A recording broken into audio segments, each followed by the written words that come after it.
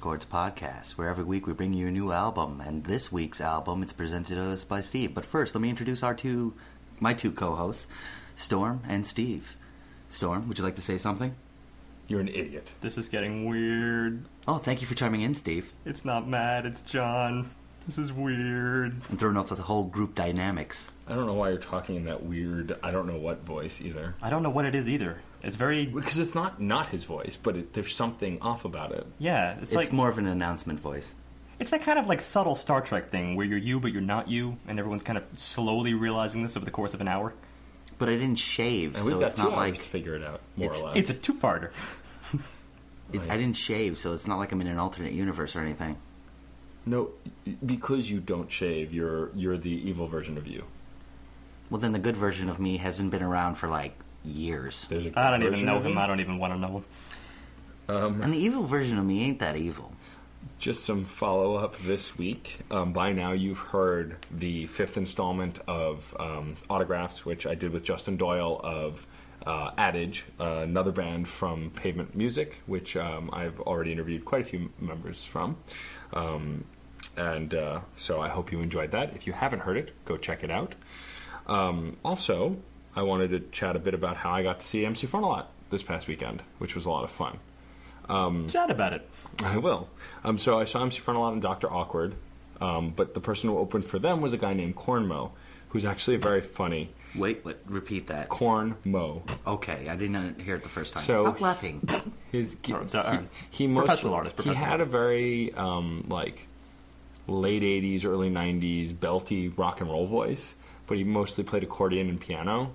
And I think he did a lot of improv lyrics on and made up some stuff on the fly. He was actually pretty funny, and he had some. The music was very good, but also interesting because it was not what I expected to open for 2 nerdcore rappers. Oh, that does sound interesting. I'm sorry I made fun of his name. That was mean of me. I'm sorry, Cornmo. Continue, please. The other thing was Dr. Awkward was the second performer, and he's a nerdcore rapper. His last album was an album called Last Gen. He's done a lot of nerdy songs and also songs from the heart, very personal stuff.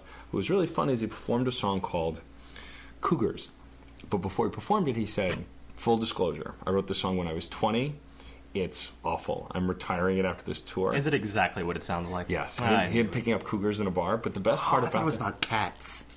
But the best part about this song was that halfway, as the chorus started, he would sing and then just drop his head and shake it. Like, he couldn't even commit to the song because it was so immature and old. It was hilarious. And intentional, I'm sure, now. But at the time, I'm sure he was very serious when he wrote it, which is what gave it a depth. And I think... You mean it was so mature, right? Right? Am I right? No? On a serious note, what I liked about it is it showed depth of a performer. He acknowledged a thing he wrote when he didn't know what the hell he was doing, and he was very mature. Performed as an adult, but reacted as he would to himself if he could talk to himself back at that time. Well, I think it showed depth just as a human being. We should all acknowledge our evolution over the course of time. It's important to know that. Even Da Vinci realized some of his earlier attempts at flight didn't quite work out. Really? Anyway, also, I guess. Dr. Awkward performed his song that he does with Schaefer the Dark Lord, Now Hiring, live, which was fun. Schaefer was at the show. I got to chat with him a bit. He's a little insulted that you guys don't believe he exists. I still don't believe he exists, not till he's on the podcast. Yeah, sorry. If I don't touch it, see it. Not real. And then... The pictures don't prove it. That could be a fake. Right. Yeah, you could have been providing them. It's a quantum thing. Until we meet him, he is both real and not real. And also, again, the closer was MC Frontalot, who, as someone who saw him 3 or 4 years ago, he's made a lot of growth as a musician. He, like a lot of nerds, he sometimes felt uncomfortable with the full attention on stage, but now he's really in his character. He's very comfortable with his band. He performed some of the new songs, which was great, and some old favorites. He did He does a song with Dr. Awkward on one of his albums, so they performed that live. It was a great show. I had a lot of fun. I saw Gary from Average Intelligence there. Oh, cool. And we chatted for a bit. But it was a great show. I really enjoyed it. I'm going to do a write-up for the site about it, since it'll be the second Nerdcore show I saw this year.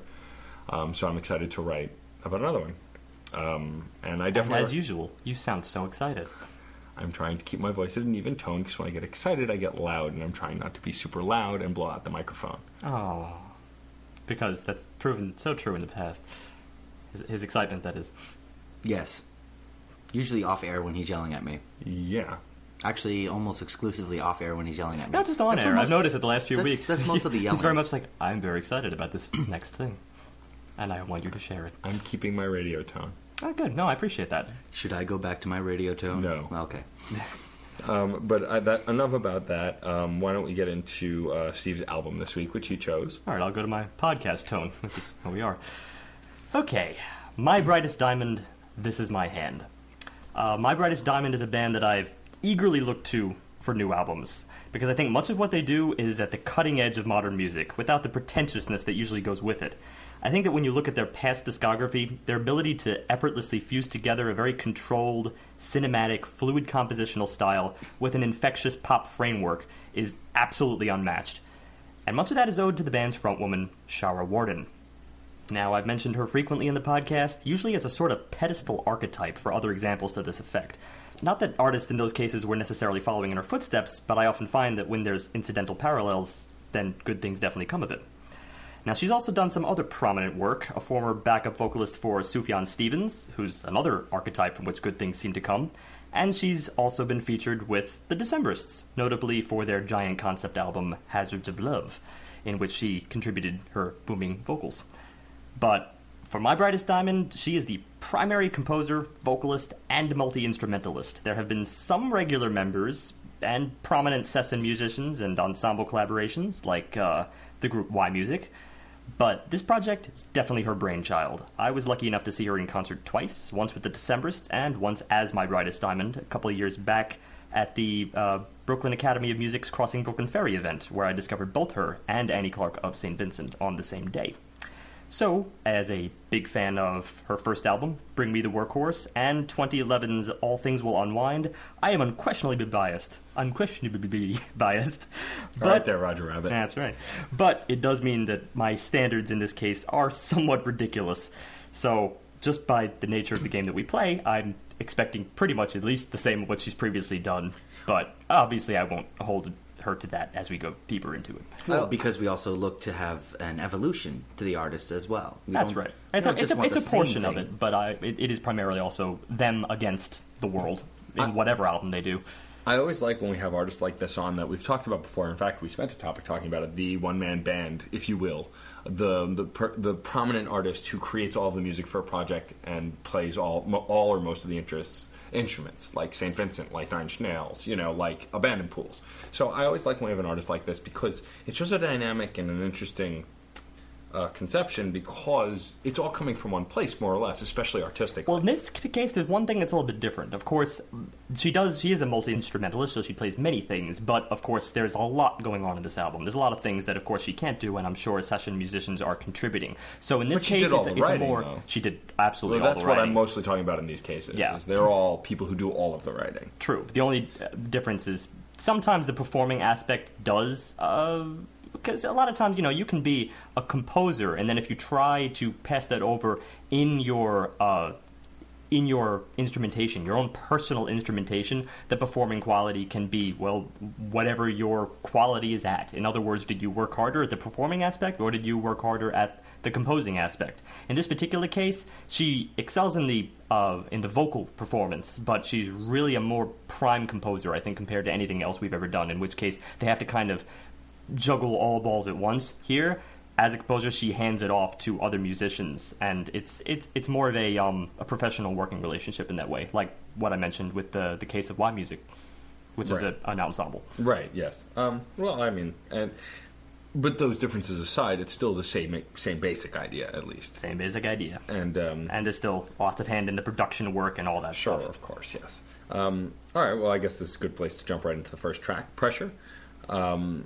This is where I think the production work shows up big, and it gives us a framework in order to work with in this whole album. So I like because it's got the tightness in everything as we're going along that I cannot get away from, and I don't want to get away from, because everything seems to be introduced very systematically, but in such a way where it always seems appropriate to go to the next phase of the song. That start with that heavy drum line, and which I love, because it feels like a legit, football college level drum line, high quality. Well, the sort of guys that actually get into those competitions and win. But let's not ignore that the song actually starts with a drum roll. It starts with a very basic standard drum roll, and then it goes into that drumline stuff, which I like. It starts singular. Well, that's usually a part of the drum roll anyway. I mean, the drum line anyway is the drum roll. So it's like that's splitting hairs at that point. It's exactly what you'd expect. It's a color guard marching band kind of thing, which is it's unique. One drum. It is one drum set. I believe so. We don't know so. Either case, it's unique for an album because it's the kind of thing that's very tough to intertwine. As far as my experience takes me, it speaks of a very specific direction that you got to be taking.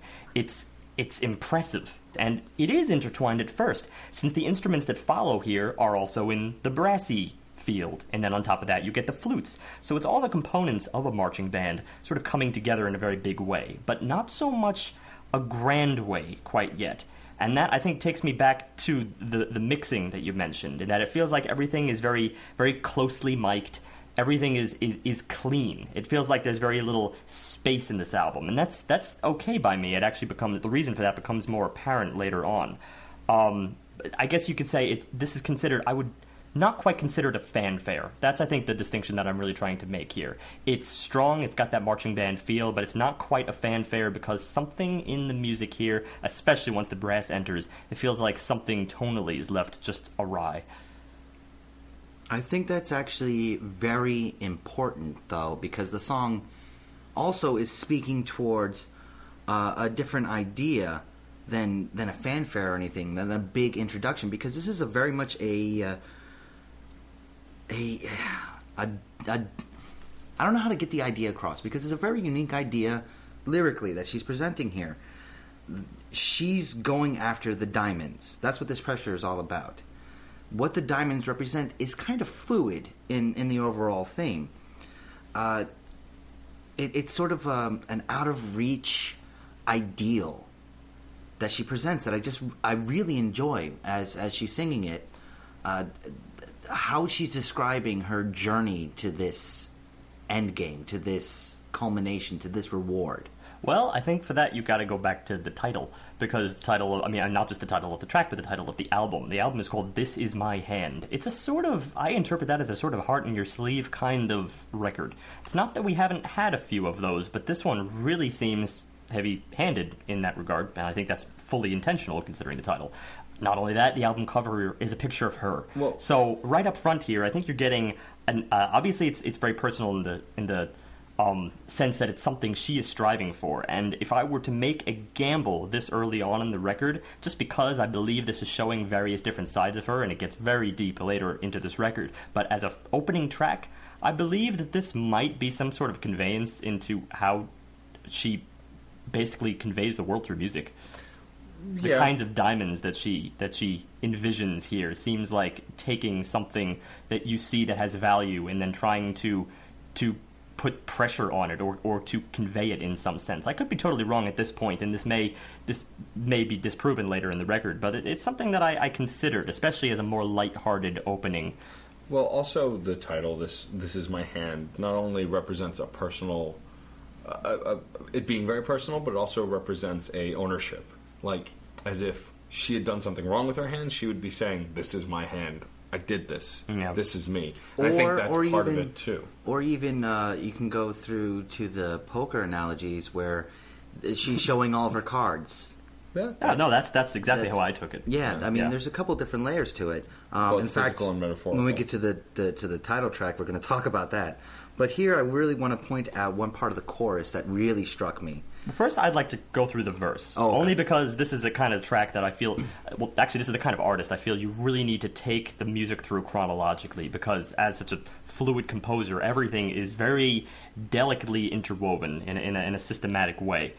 So, just to go to the verse here, there's somewhat of a breaking character, especially from the drumline stuff. Not necessarily because of her voice, because obviously you have a voice there, whereas previously there wasn't, and you don't often have vocals in drumline stuff.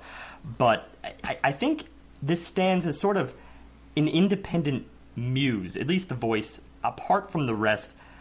But I think apart from that, there's really something else here. It's the synth that you hear in the background. This one soundbite that I left as a little bit arguable at this stage, even though it was only providing the tonic, the B of B minor. But I believe that here, especially along with the clean electric bass that steps in alongside it, and with the brass, this little electronic noise started to make just a little bit more sense, because it provides this sort of textural unity where you see this a little bit of an electronic element going with all of these acoustic sounds. I mean, obviously the drumline thing is a very raw sound, and then you just have this one little electric unifier. Again, I typically don't count the electric bass as the electric element, or not as the synth element, because people are so accustomed to it at this point. But either case, when these things start to come together, it's a very unified, electric meets raw kind of sound. And with the closely mic'd instrumentation, I think that makes a lot of sense. It's still not very grand when it's played together, but I think the intention here is to give you that sort of punchy beatbox feel, especially when the instrument's all cut out, and that's for the chorus. I can't believe I'm going to say this, but this actually feels like an expertly remixed marching band at this point. And I think that's the purpose that this sort of electric element serves. So the second it goes away, you have a remixed quality in just the drums and her. And then later on, this sparse electric bass as it steps in throughout the chorus. It's a very strong moment. Take all the brass, then take it away. I've got a little bit of experience with marching bands and the music that they present, because I actually do go on YouTube and look this stuff up, because I really do enjoy it. No expert. But this is not too far out of the realm of what you would come to expect from the more experimental style. Marching bands themselves have been kind of adapting it, and it's usually done in less the show way for a football or what have you game, and more for the entertainment value. And I think going here, her doing this, is definitely a very positive step for the setting of this album, because it's taking something that everybody kind of is familiar with. Even if you don't watch football or lacrosse or what have you, at soccer, all sorts of American sports have marching bands. You still have that idea, because it's sort of an iconic part of high school, college, and all the life associated with that, especially when you talk in Midwest. That element itself creates a very familiar feel, but because she's fooling with it, that's where I feel like it really melds to the content of the lyrics, because it creates a slight otherworldliness to it, especially with that bass. It pushes the envelope a little bit further than just hometown feels. This is hometown gem. This is that person you knew growing up, which made something out of themselves from Nowheresville, wherever. But see, that's just it. I think based on what you're saying, this is how I see it, that the drums are kind of the unifier. They definitely serve as the entertainment value, just to connect the public to this album in a sense. But the funny thing is that it is one constant on this album. It is the one thing that is there front to back. In many ways, it really is the muse. I may have misspoke before when I said that her voice was the muse. It's really the drums, because they are sort of this driving force that walks us through all these various sections of life they're in. That is to say, if we're taking this as a personal album, which I certainly am at this point. It's kind of hard not to. And it's unique that the drums are taking such a forefront in this album. Not unique to music, but for sure unique to us, because we haven't really reviewed an album recently that had so much percussion that that was very unique and stand out-ish. Usually, we have other things here that also take the entertainment value, and I think that thing is the electric bass, especially Yes. here when And you this- just have the drums and then the vocals. The electric bass, as I said, comes in kind of sporadically, and when it does, it's got this funk drive to it that is so strong and reacts with the drums there. And this drum bass combo is another thing that is there almost throughout the album. But it's because of the variances in the bass that I think even the steadiness of the drums don't feel stale as it goes through the album, because the bass seems to be the experimental instrument of the album. Not soundbite wise, but just in overall what it's trying to convey. And here it does a great job of, like I said, of coupling what's being said. And some of these words: diamond, so wild I cannot tame, so shiny I cannot name, all this pressure making diamonds disperse the white light. See, this is the one reason why I kind of came into this thinking it was some sort of, and it made sense only in the grander context that I saw this as a sort of ode to music writing, only because you think about diamonds as some kind of ineffable quality that obviously she said she's trying to tame in a sense, and any artist usually tries to tame that through their art.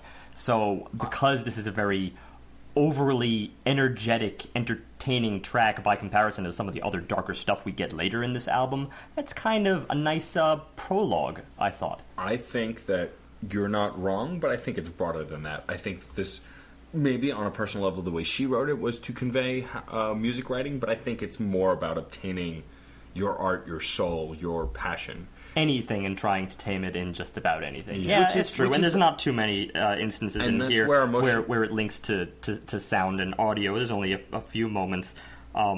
Working Hard, Little Delight, I forgot the sound of Diamonds. It's about the only instance. Well, and also for me, I think that emotionally the pep rally kind of feel supports a positive vibe. This fact that the fact that these things are unattainable or too bright or too hard to find aren't negatives. It's this passion to step up, to get to that next level, and the way the music backs it up, I feel, gives this kind of go-get-em attitude, which I think is a great intro track. I think we haven't really talked about this in placement of the album. I think placement of the album, it's a really great way to get you revved. And even if it does take a darker turn later, starting strong like this, I really think is a great way to It becomes dive in. very enticing, especially when they go into the bridge. The bridge is where I really feel the energy levels hitting their high point on this song. The bridge, the bridge is such a tease for me. At the same time, it's absolutely glorious, and I think it was expertly done in terms of just going into it and then cutting out really strongly. But just to describe the bridge briefly, there's these woodwinds in the bridge that start doubling up the melody down the scale, and meanwhile the melody is immersed in these really elusive tuplets. But the woodwinds, they overlap that, and they overlap each other on each of those increments down the scale, and they hold out the previous note of the scale to form this highly dissonant tonal cluster. And then there's this somber release into what I believe was a 5/11 chord, and I heard the high note, I think, on a B there. One of those high synths was on a B, so I believe it was a 5/11 chord. And then a repeat of this same section, a little bit more dense in that tonal cluster again, but this time it yields directly back to the chorus, and from there it yields into a much more intense drum line. So it was this sort of moment. I think you also have to take in tandem with the lyrics. The lyrics were pink, purple, green, red, yellow, blue, I am in that mood, indigo. Pink, purple, green, red, yellow, blue, I am in that mood for diamonds. It's a kind of searching, again, maybe this is one other area why I perhaps wrongfully am interpreting music, is because a lot of people see music in terms of color if they're synesthesically oriented. I mean, that's part of it, but also you can imagine things artistically in your mind's eye, regardless of whether it's a visual medium or not, too. So it could be any medium. It could be actual colors that she's seeing, or just the way you're putting it. It may have also been my need to impose some musical element for especially a musician that is doing an album essentially seemingly about her various aspects of her. It would seem wrong to leave out that one particular aspect. As I said, appropriate prologue. And also remember, you're also a musician, so you might also be seeing something. Fair enough. Whereas I am not a musician in any capacity, but I am artistically driven, obviously, for the website we run, the writing I do. So which is why I might be more open-minded and broad about it, because I'm more of a jack of all trades. I do a little of everything. I'm not so musically focused. That could very well be part of it. Yeah, and now that's fair enough. Actually, I honestly believe this track is meant to be more broadly interpreted than some of the stuff we get down the road, which is a little bit more pigeonholed. Yeah. But there are a couple other things I just want to mention about this track broadly, and that is the fact that looking at the musical styles here, because you're getting all of this variety, you have the drumline stuff, you have the more intricate harmonies and instrumentation here. We move together with more of a funk line, some that are very entertaining. There's sort of an impressionist quality to this bridge. All of these, there's so many different vibes that you can take from it at this stage of the album, and that is just the art that I like to see, because a lesser composer would have become too whisked away with just one of these styles and left the others in the dust. In other words, just to use something as perhaps a soundbite and then just leave it behind. But there's this interwoven quality to everything that she does here that it's a breath of fresh air to me at this point. That even makes the bridge more appropriate, because just the variety of colors, the rainbow, she's showing her spectrum here. Every idea, every diamond she creates with the pressure, or every diamond a person creates, will have its different hues, its different aspects. And if you do have association with different colors, I mean, she's saying there's going to be anger, sadness, happiness, and everything in between. So it's translating that from emotions to musical styles. It means that you're going to have, chamber music and rock on the same sort of a scale. I mean, she's up front kind of saying, well, this is going to be a little bit of a trip.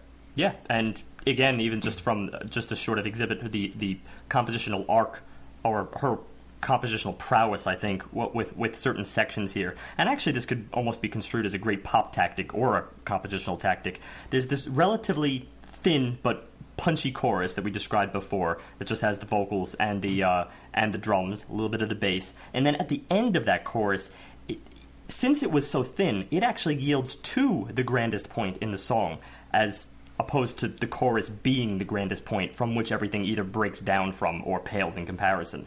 Because in the vocals, right at the end of this chorus, we get this sort of chilling but culminating wail, taking a high third over the B, while these chimes in the background, a new element even so, sort of take to arpeggiating over all this stuff. It's an unnerving climax, even though perhaps the bridge later on could be seen as the climax. This is really like the overtaking moment, I think, of the song. I would agree. And honestly, Steve, as we move into the next track, I actually think that your initial impression of what she's singing about is more well connected, because even looking at the earliest lyrics in the song, before the words there's the voice, before the verse there was the sound. She's talking about putting a song together. Before there are words, there's all this other stuff. And so I think that your keen observation of how it's her personal, even though it can apply more broadly to people, her writing is from a personal perspective of creating music, and this song more than backs it up. See, that was just it, and I actually saw this track as a kind of back to the beginning. In other words, here's the prologue of the overall thing that I'm looking for, and now let's sort of look at the person behind the art, the person from which the art is obviously born from. The inspiration of the art. That's what I'm really seeing in the words, and also in the music itself, because we have it seems a little more simple, because it's almost like the drums took a backseat, but their skeleton that they build within this song is just amazingly fleshed out on top of it, with so much variety and so much fluidity again, that in this case I'm happy that the lyrics actually do take a little bit of a backseat, because the lyrics themselves, her voice itself is becoming more of a musical instrument as opposed to a conveyance of a story. And it's the composition of what's being built upon her drum work, and to some extent the horns that are being introduced here, that is the most enticing part of this song. Yeah, it's funny that you mentioned that about how the lyrics sort of take a back seat, because there is a sense here that definitely the poetry has kind of like been a little bit, you could say, superimposed by something that's very easily accessible. Obviously, there's a lot of repetition here, but it's repetition that is appropriate when you consider the makings of a song and the repetition that goes into the sort of flushing out, exactly, try, build, form the idea. But there's another level that I kind of took from this, and that was almost to say that it's not so much as to go back to the beginning of the songwriting, but it's to go back to the beginning of life itself. Because there are other words here that come in later. When we were young, we heard our mothers, we heard the beep, beep, beep. I mean, it's in the womb. Yeah. Well, so I think she's also what I take from that. Well, also this idea that before there are words, even when there's music, or even before that, there's inspiration. And inspiration could come as early as from your own birth, or from your parents, or from wherever. Well, and I think that's the overarching drive to this song, is this idea that words are important, but there are things before that. You have to give birth to the idea here, because I definitely see that, Steve. That's really present, because before we sing, we take in breath, imagine fire inside our chest, then give it out together with one hoo hoo hoo hoo hoo. But the way she sings it, it's sultry wailing. I don't know how else to put it. It's low register, but it's almost wailing. The funny thing is, it's actually a little bit more downplayed. I mean, it's not so much a wail as I'd expect, because there is a tendency with her vocals on this record, and in some other stuff that she's done, to really explore the more downplayed side of things. In other words, it's so primal at this point. I mean, it's fun to just look at the words, like hoo hoo hoo hoo. I mean, beep beep beep beep. It really is primal. It's about as simplistic as it gets, and she sings it exactly like that. So raw, I mean, is one way to put it, but it's not really a wail. That's not the way I'd put it. But also, I want to say that I think that we were talking about how the lyrics are might be less impactful in this song than they were in the first song.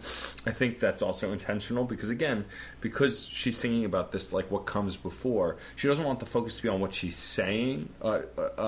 She doesn't want the focus to be on what she's saying. It's more or less the overall story that's being told. Mm-hmm. This idea is more important than the words being used to convey it, is where I was getting. And the music that's used to sort of frame this is in kind of a frantic, not like, I wouldn't say not frantic. Harrowingly frantic, it's but still energized from the previous track. Yes, it carries over the energy from the previous track, and I think a lot of that is in these sort of brassy accents. Well, they step in, and then it seems like in post-production they were very well could have been an expert use of just sort of cutting out immediately after. It has this very, very harsh decay. It's just almost immediately gone. Or there's a slight little tapering off, but even that sounds like it's a little bit electronic, like it's an actual fade out. But it's rapid. They come in very strong, and then they're as gone as they came.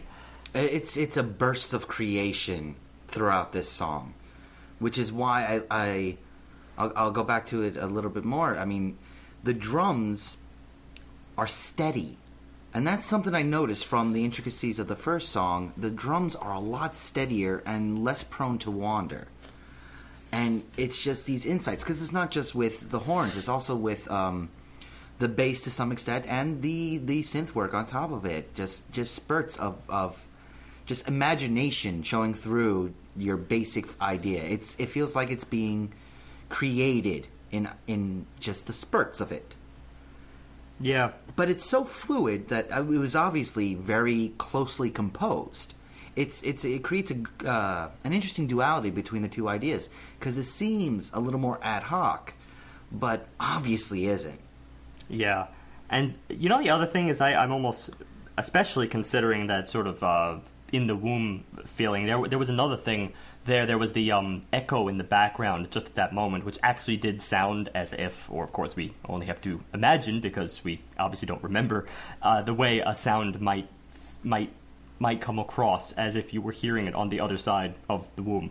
It was like the sort of echo in the background. It was a woman singing. I mean, it was probably her voice just in the second track, but it was distant. It was vague, but it was gorgeous, like a siren. Well, the idea of like as an infant in the womb, your mother singing to you, that kind of a sound. This caretaking kind of thing, and she's already made it quite clear that she's the caretaker of her art. She's birthing it, she's creating it, she's managing it. She's the mom. But the funny thing about this track is that it starts getting very, very intense out of the chorus. I mean, it was almost as if like Damien from The Omen just like made a cameo. It got very, very dark later on, just in terms of like the little tonal layering. There was this sort of effect on top of which I think it sounded like an organ at this point, but there's keyboard, guitar, woodwinds. There's this little mesh of instruments that is being put through such a filter, and then on top of that later came what sounded like a sort of organ. So it was, I mean, it's the kind of thing that makes me believe as if maybe the birth had just occurred. I don't know exactly. It's possible. I mean, if we're going back to the beginning, the fact is the album, the work, the creativity is not created yet. It's in process. And so it could be that idea that emotionally she's still in the process of creating or birthing this idea, and she's telling us about it as it's happening almost. Well, there's also the outro to this piece, which is something I think to factor into that, which was actually one of my favorite parts, even though it at the face of it seems a little bit divorced, and that's just the fact that you hear this rapping in the left ear. Everything is cut. The music completely stops, and there's just this little rapping in the left ear when you're listening on stereo, and then it just gives you the sense of the stage. You hear this space, as if suddenly the music had just ceased, and you just see the stage that was left over. But then on top of that, there is this slight little music, this little musical ditty. It sounds like it might be played on keyboard, and it feels like a classical piece that is very rapidly unraveling. And I definitely heard the progression of this musical progression before. It strikes me as being very classical, and then it just quickly deteriorates. So it's another example of what I found as a really effective tease, but it syncs with this track in terms of setting, I feel. Yeah, I wouldn't say it's divorced. I would say it's odd. It's truthfully just odd and different. It seems out of place, but not in a way like, oh, this doesn't belong. It seems out of place in a way to call attention. It calls attention. I think it's a kind of artistic separator. Yeah. In many ways between this track. It's not and the next. like this went to heavy metal. Like that would be divorced. This kind of fell down to a basic level and then disappeared. No, it was an unraveling, Yeah. but it was just an unraveling that really didn't carry out of the previous moment of the song. It really just ceased. It just happened. Yeah. Yeah. Which then takes us into the title track, which is "This Is My Hand." I mean, from the get-go, the minute she starts singing this track, I love her inflection and the explanatory way the lyrics are phrased. I think it's very much in this way of, you know, she's telling you about her body. It reminds me of in Fight Club, how, you know, I am Jack such and such. I am like, it's that kind of very matter of fact. This is my hand. This is that. This is this. And I really like that explanatory take. It's the placement of her parts and her beings, her what have yous, her shape, her form.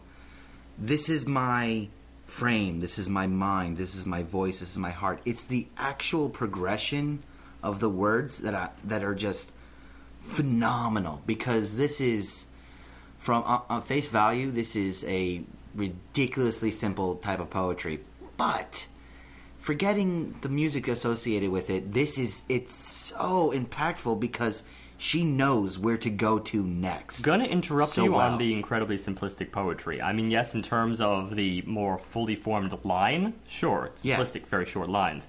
But there's a sort of quality to this. That's what I'm saying. Yeah, that is. There's it's something unifying. there that is just the progression, the way she goes about transitioning from one idea to the next. It's almost like one word is connected to the next one 4 layers away, 4 statements away, but the transition seems so seamless and they are so different. Well, first of all, let's connect this to the music, because there's something here, especially in this pattern, that almost makes you feel as if it's in 5 in the beginning, but it's really just 4 with sort of a roundabout pattern that this little motif just sort of settles into, and then it repeats. But it repeats in a way that's fairly difficult to predict. It keeps it in a driving but non-predictable motion. So that way, as you hear all these various lyrics, this is my hand, this is my wrist, this is my arm, this is my fist, like a twisted vine wraps around entwining, this is my face, this is my mouth, this is my eye, this is my brow, like lilac wine pouring out to thee, for thee. I mean, this is just gorgeous. And yes, you can say it's imagery, you can say too. in kind of a minimalist stance.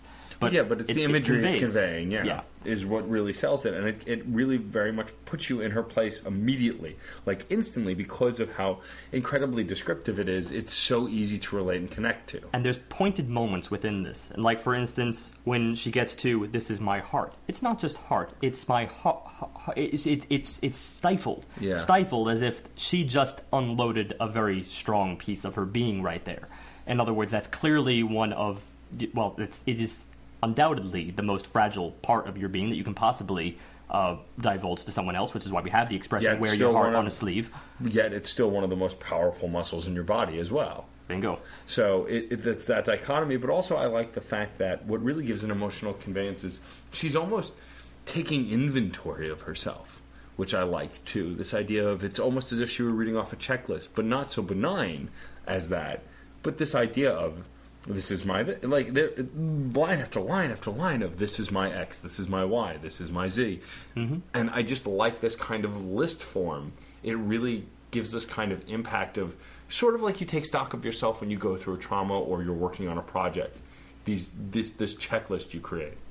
There's one moment, though, and that is, well, before we get to the culminating moment, there's another, as I said, even though as you get this list, it's dotted with these musical phrasings that sort of isolate these individual moments, like, for instance, the case of This Is My Heart. There's another moment with This Is My Choice.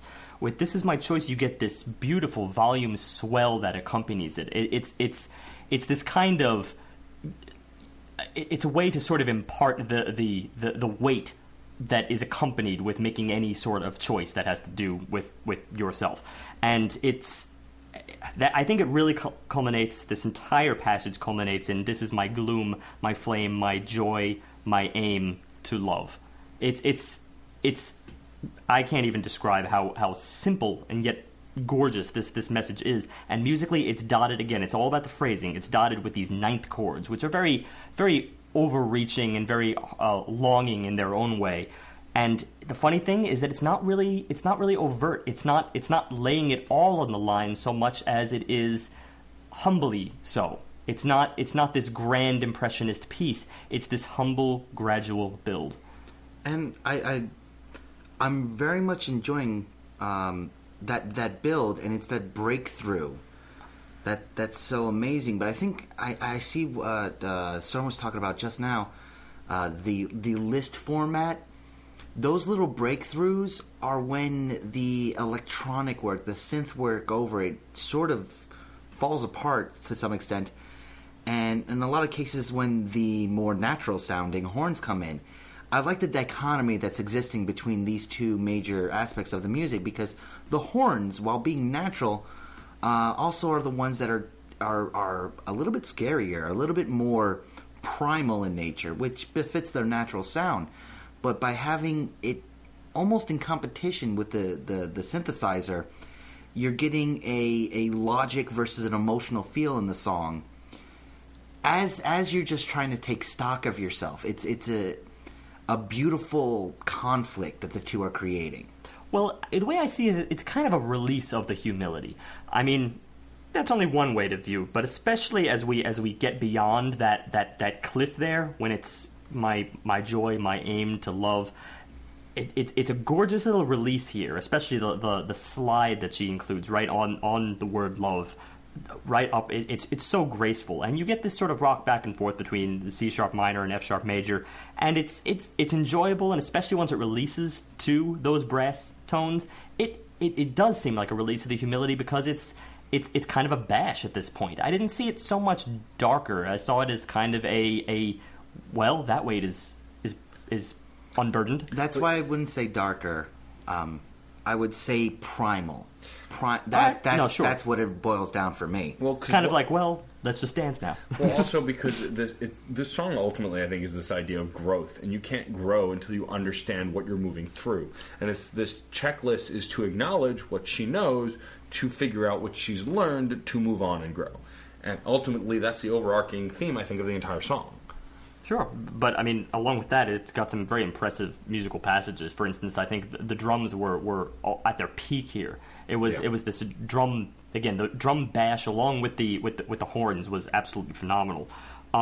You do get one dark element here, and I found that in the bass. right after this, because after this sort of bash occurs, then everything pulls back and you're left with just this low tone. And I think maybe that is the moment that you were honing in on, John.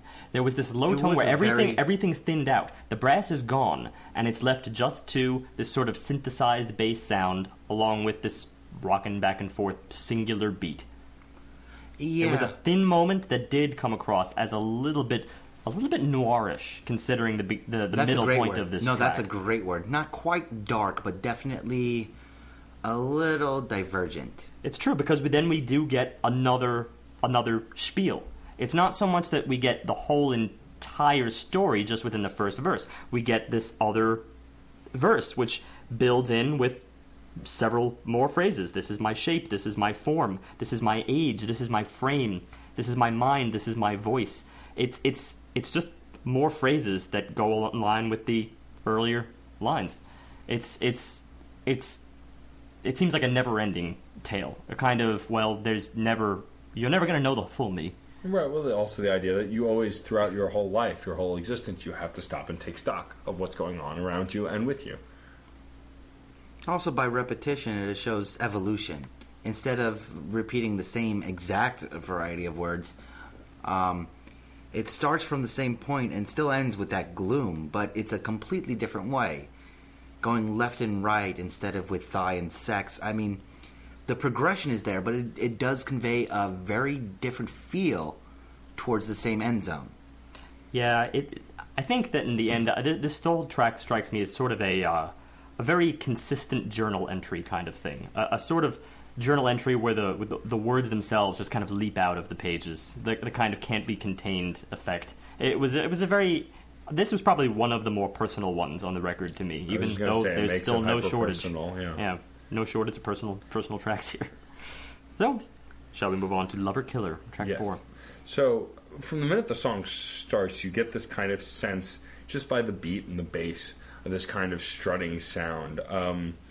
It's a little thin as far as, it's not overwhelming large strides musically, but you definitely get a sense of this kind of rhythm strut from the very beginning by the bass and drum work. It's a rhythm strut that's centered around 7 beats, so we do have a little bit of a cagey quality in this, not this sort of perfect rounded 4 or 8. And it's also very melody-driven. I mean, I think really that's sort of the dominant thing that you're focused on in this piece. Not so much these little intricate rhythms, but if you were to focus in on those rhythms, you'd find that I think there's a lot of emphasis on the and. For instance, the 1 and, 2 and. There's a lot of emphasis on that sort of half beat. Apart from that, it's really the choruses here that I think take center stage. I think this is really where this piece shines. The verses are that slow, sort of melodic build, but the choruses are this. It is another positive-sounding bash. This time, instead of using brass, it's much more saxophone-oriented. And it feels really, even sexy to some extent. I definitely thought of disco at moments in this. But because that strut comes into full force with the chorus, and it gives you that kind of feel. But at the same time, I feel like a little bit of the cohesion in the composition was lacking here. This definitely feels more jammy and more inspired on a whim, but in this case, I'm not really enjoying it as much. I think it's because, first of all, the jam that this eventually yields to, I think, had something to do with the fact that there never really seemed to be this culminating moment on this particular album. Yes, the choruses are kind of grand. At least the first chorus really, really had me. I did notice that by the time the second chorus came about, I felt like it needed a little bit more layering. I don't mean to be so, starved for density that I was really looking for that in every single moment of this track, because in general the density is abound in this entire album. But in this one particular moment, I feel like every other track had seemed to be so steadily building, so perfectly methodical, and then this track just seemed, the second it got around to the second chorus here, it was just a little bit thin in the long term. I felt like it was just missing something. It seemed to be the more traditional pop restatement of the previous chorus. If anything, it even seemed to sound a little bit thinner than the first, which may have had its inner artistic reason. Maybe we could jump over here to the lyrics, which is still interesting in their own right. Billet spied, bolt sped. Across the field, crows fled. Crows fled. I left and wounded, left one dead. Billet spied, bolt sped. It's kind of a little bit of a mini tongue twister here, but it's interesting. I enjoyed it actually just from the terms of the sort of alliterative content that this had. It was interesting writing, but it wasn't quite as immersive as some of the other tracks. It was a little more elusive. Yeah, it lost some of its personal nature, so the impact felt like it was a little bit pulled. But I disagree. If you focus on the lyrics, there's still more personal nature in this. I mean, the chorus. It does. The chorus definitely because more. The chorus, lover killer at the wall in the mirror. On one side I can dream my future.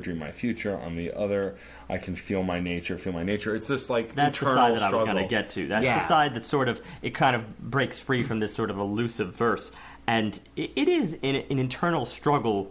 But the only thing is that the music didn't quite reflect that so much. The jam that you get at the end, I think if I was to identify an artistic reasoning behind the overall sound of this track in relationship to these lyrics, and yes, I do think that's probably the most important line. On one side, I can dream my future. On the other, I can feel my nature.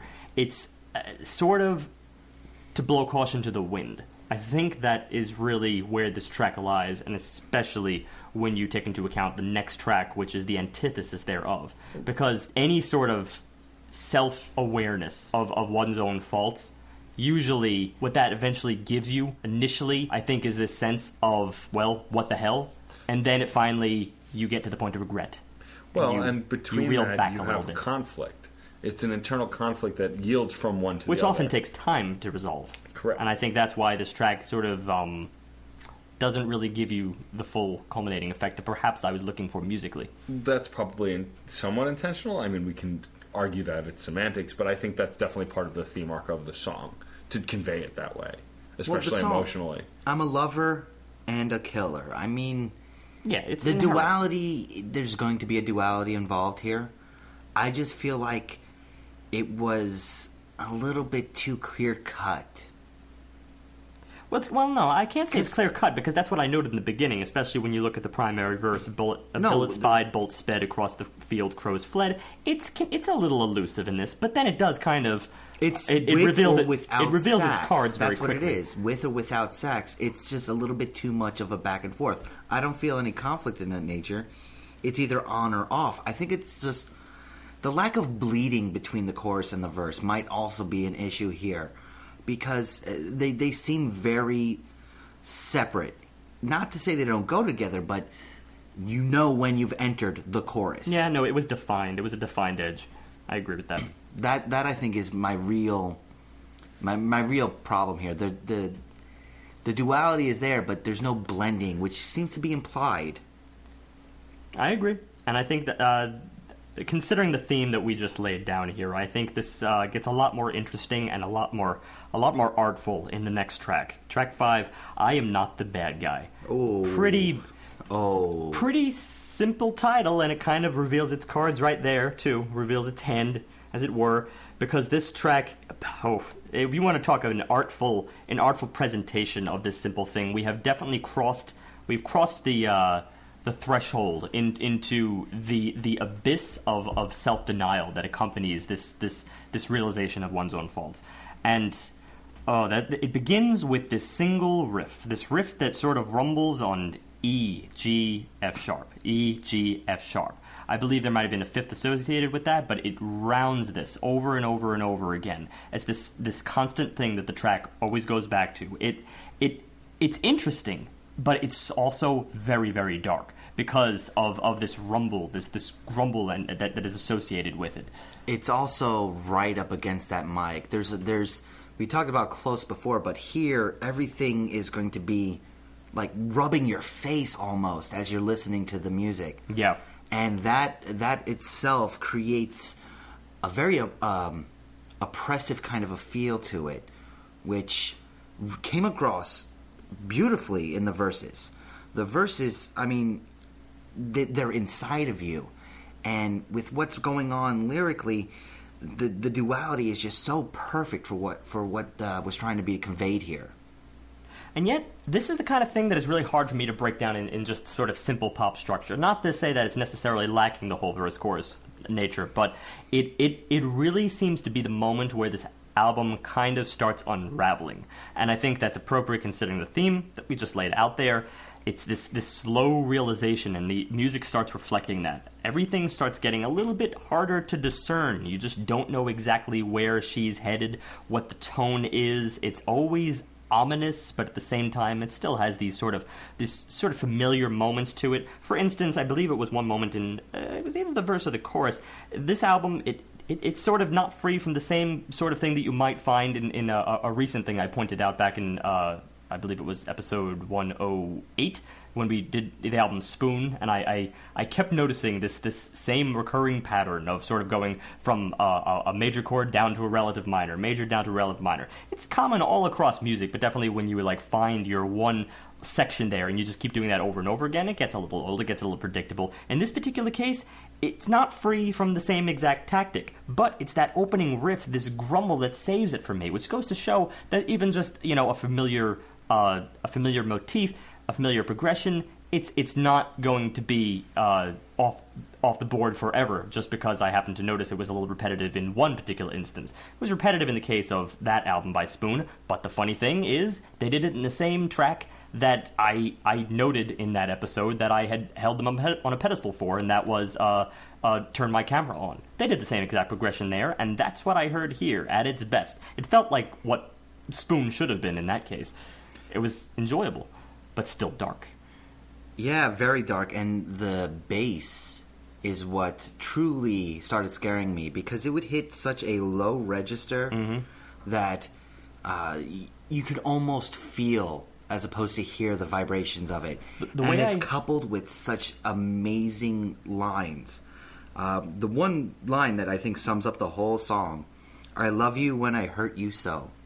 I just love that line, because that is the culmination of everything that happens in this track. Well, let's bring out some more. I love you when I feel like a stone. I love you when I want you to go. I love you when I want you to know this is what love feels like.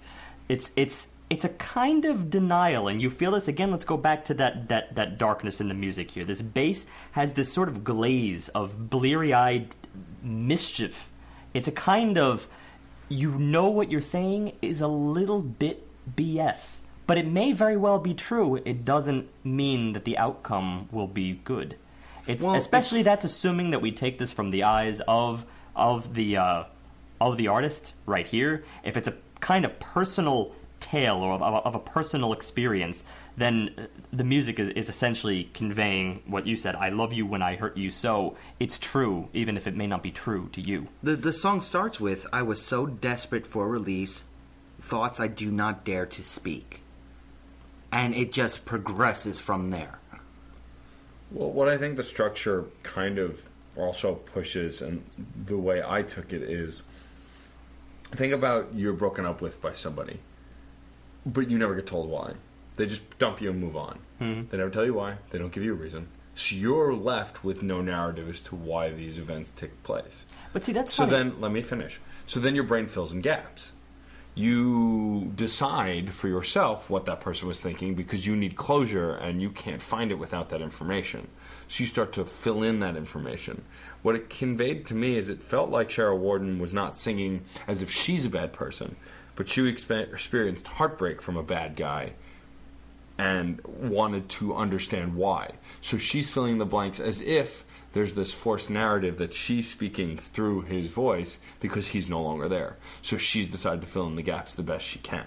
And that's when this is something that me and Storm talk about, and we both we are kind of disagreeing on, because towards the end of the track, as it starts culminating and grows in complexity and definite, a little bit of anger, a little bit more stronger sadness. I don't know how to put that. Oh, I'll get there. Frustration. It's got, this is what love feels like over and over, and it keeps rising up and getting bigger. My sweet love. It's the presentation of that is just so personal. I can't take it as any way but her narrative. Not the person who left, but her narrative.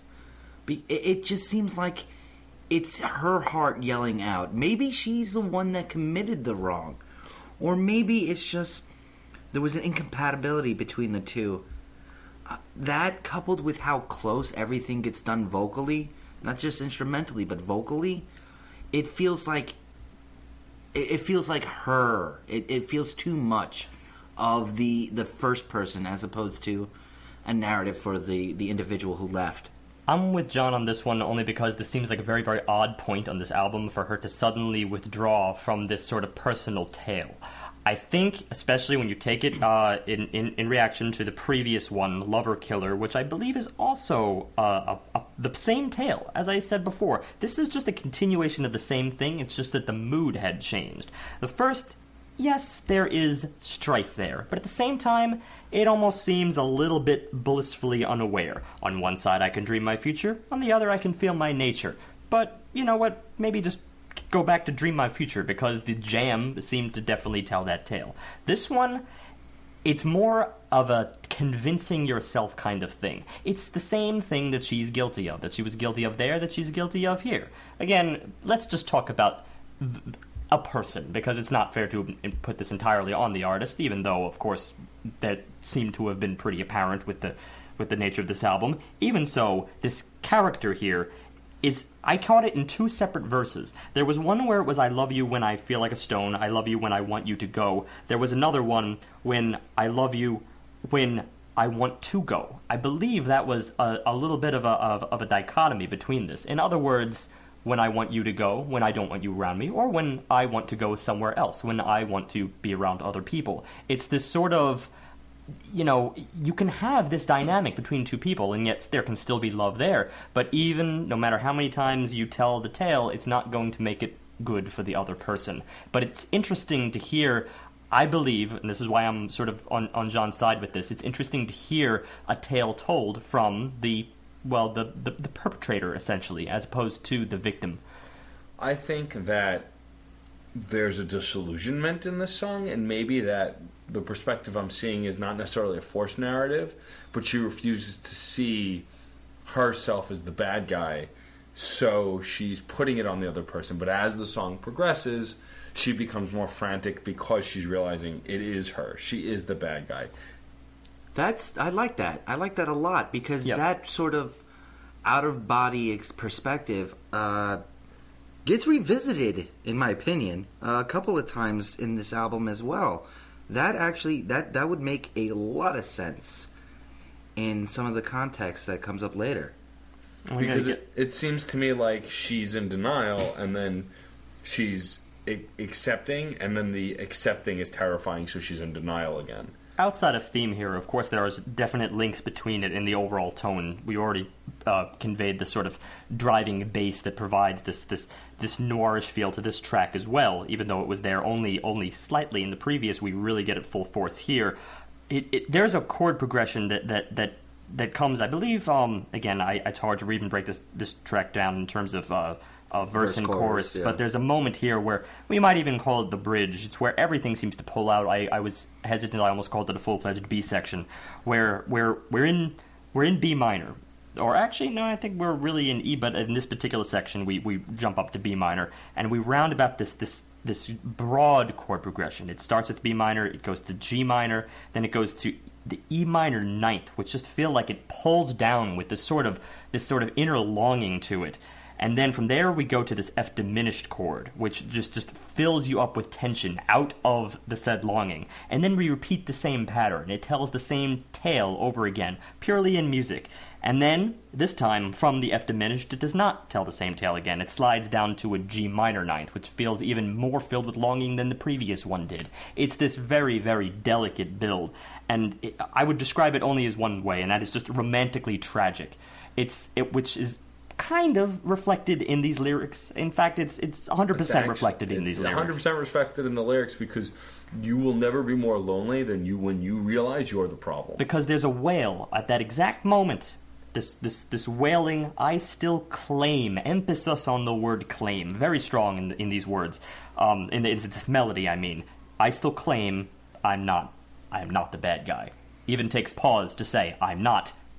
ellipsis, I'm not the bad guy. There's a distinct denial here, which I think is conveyed in the longing for something that she knows to be true, but maybe it's not. I'm almost reeling back. Perhaps at this point, it's just a manner of telling herself that such is the case. It's not true, and that maybe she has, in retrospect, seen it as wrong. So, there you are. Beyond that, you're talking these moments of brass, which is another really binding factor in this album, along with the drums, that just they accent in this sort of shebang right along with that. I still claim I'm not the bad guy. It's this sort of, it's like the brass has come along to kind of help her tell this tale of denial. It's absolutely beautiful. And then from the outro, it just slips away into darkness.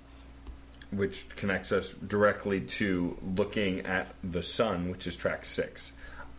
This is where, at this point in the track, it's incredibly obvious. The drums are a good chunk of the heart of this record, and for sure this song.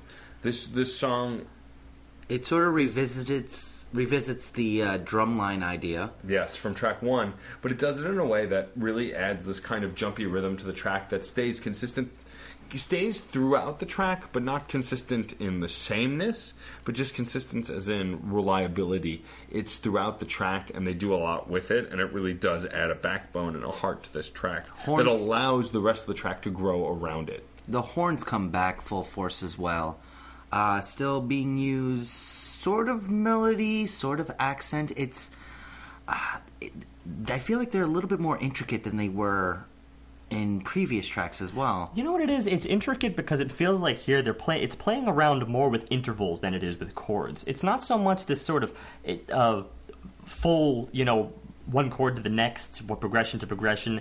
It's a lot more sporadic, and I think that also has its meaning when you consider the previous track, because it feels like out of that uncertainty has just come this a kind of narrative that doesn't really have a set path per se.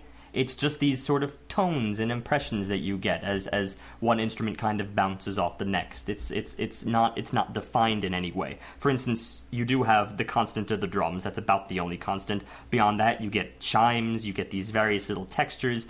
She's singing a lot on the ninth, but I can't really call it the same full-fledged ninth chord because I don't hear enough instruments with which to really build that single chord. It's just you get impressions of the ninth. In that case, you could just call it the second, really. It's just this search for something that it hasn't quite found quite yet. Which is why it struck me. I think here is where her vocals have truly shine on the album, because the progression was, they started pretty good, and here is where they kind of hit a next level. I feel like her vocals are completely unchained at this point. This is one her choice of quavering at parts is like heart-wrenching. Quivering. Because quaver would imply something else, but yes, quivering. There's this moment that, moments throughout. Yeah, exactly. Actually, that's my meaning. It's something, to be honest, that I would apply to almost all of the vocals. But yes, definitely there are moments where she brackets it more than others.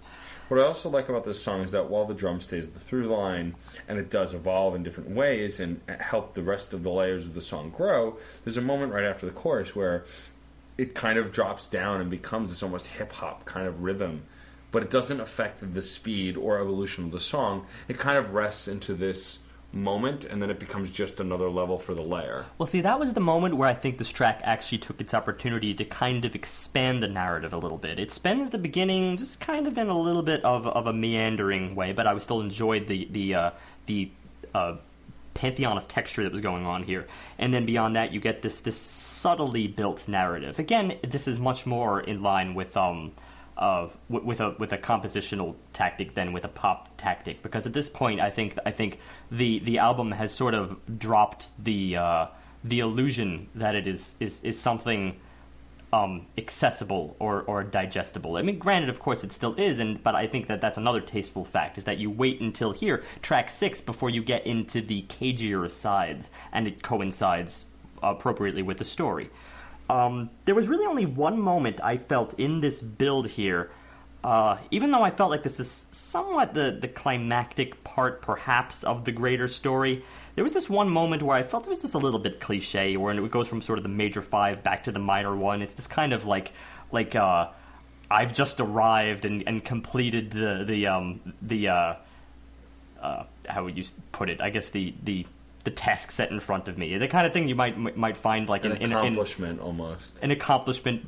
I hear it in movies a lot that like border around success stories, like Rocky, for instance. I hear that progression in there a lot. It's sort of a eureka moment. Yes, it's kind of eureka moment. But I felt like it was a little bit early for this to sort of go full-fledged with that. There's still a mysterious vibe here. It's clear that nothing essentially has been reached quite yet. But if you take into account the track title, Looking at the Sun, there's definitely something at the end of the tunnel. Or it could be a more introspective stare at oneself. I think that might be more appropriate, especially when you look at a few of these lyrics here. Grasping wings, a double mind, like 2 horses, pulling both sides. If I could put one down. I mean, this is... It's going back to the lover-killer duality again. It's going back to the denial and acceptance we saw in I'm Not a Bad Guy. There's so much more of a resolution there. It does seem, at least in theory, a resolution. If I could put one down, I mean that's hard stuff. But at the same time, there is that necessity to move on with life. Looking at the sun keeps the cycle going. It keeps you from being entrapped in this stagnancy. And it's also the combination of not just looking at the sun, but seeing all the shadows. Well, but also this idea of staring at the sun, feeling lost, and you have nowhere to look you have no idea what to look for. So you're looking at the guiding light, the sun itself. The one bright point. There was another line, when you close your eyes, you can imagine where you find the emptiness. I mean, it does seem much more resolute in this regard. If you close your eyes, if you sort of sit back, you can find the fault therein. It really reacts perfectly to the pairing. Even though there wasn't anything here I found musically gripping, just comparatively, I still think that theme-wise, this is such a beautiful, subtle progression from the previous 2 tracks in this sort of blissful denial into a more emphatic, clearly troubled denial into something that is more resolute. Which is why this is why I don't think it's a culmination as much as a resolution. I don't feel like this is the high point of the album yet. I don't think this is a resolution either. I think this is an opening into another aspect of her mind that we get in the 7th track. It's just the notion of self-awareness. That is literally all I mean by resolution. I got it. Metaphor. Just self-awareness. A crux of the decisions. This is the turning point.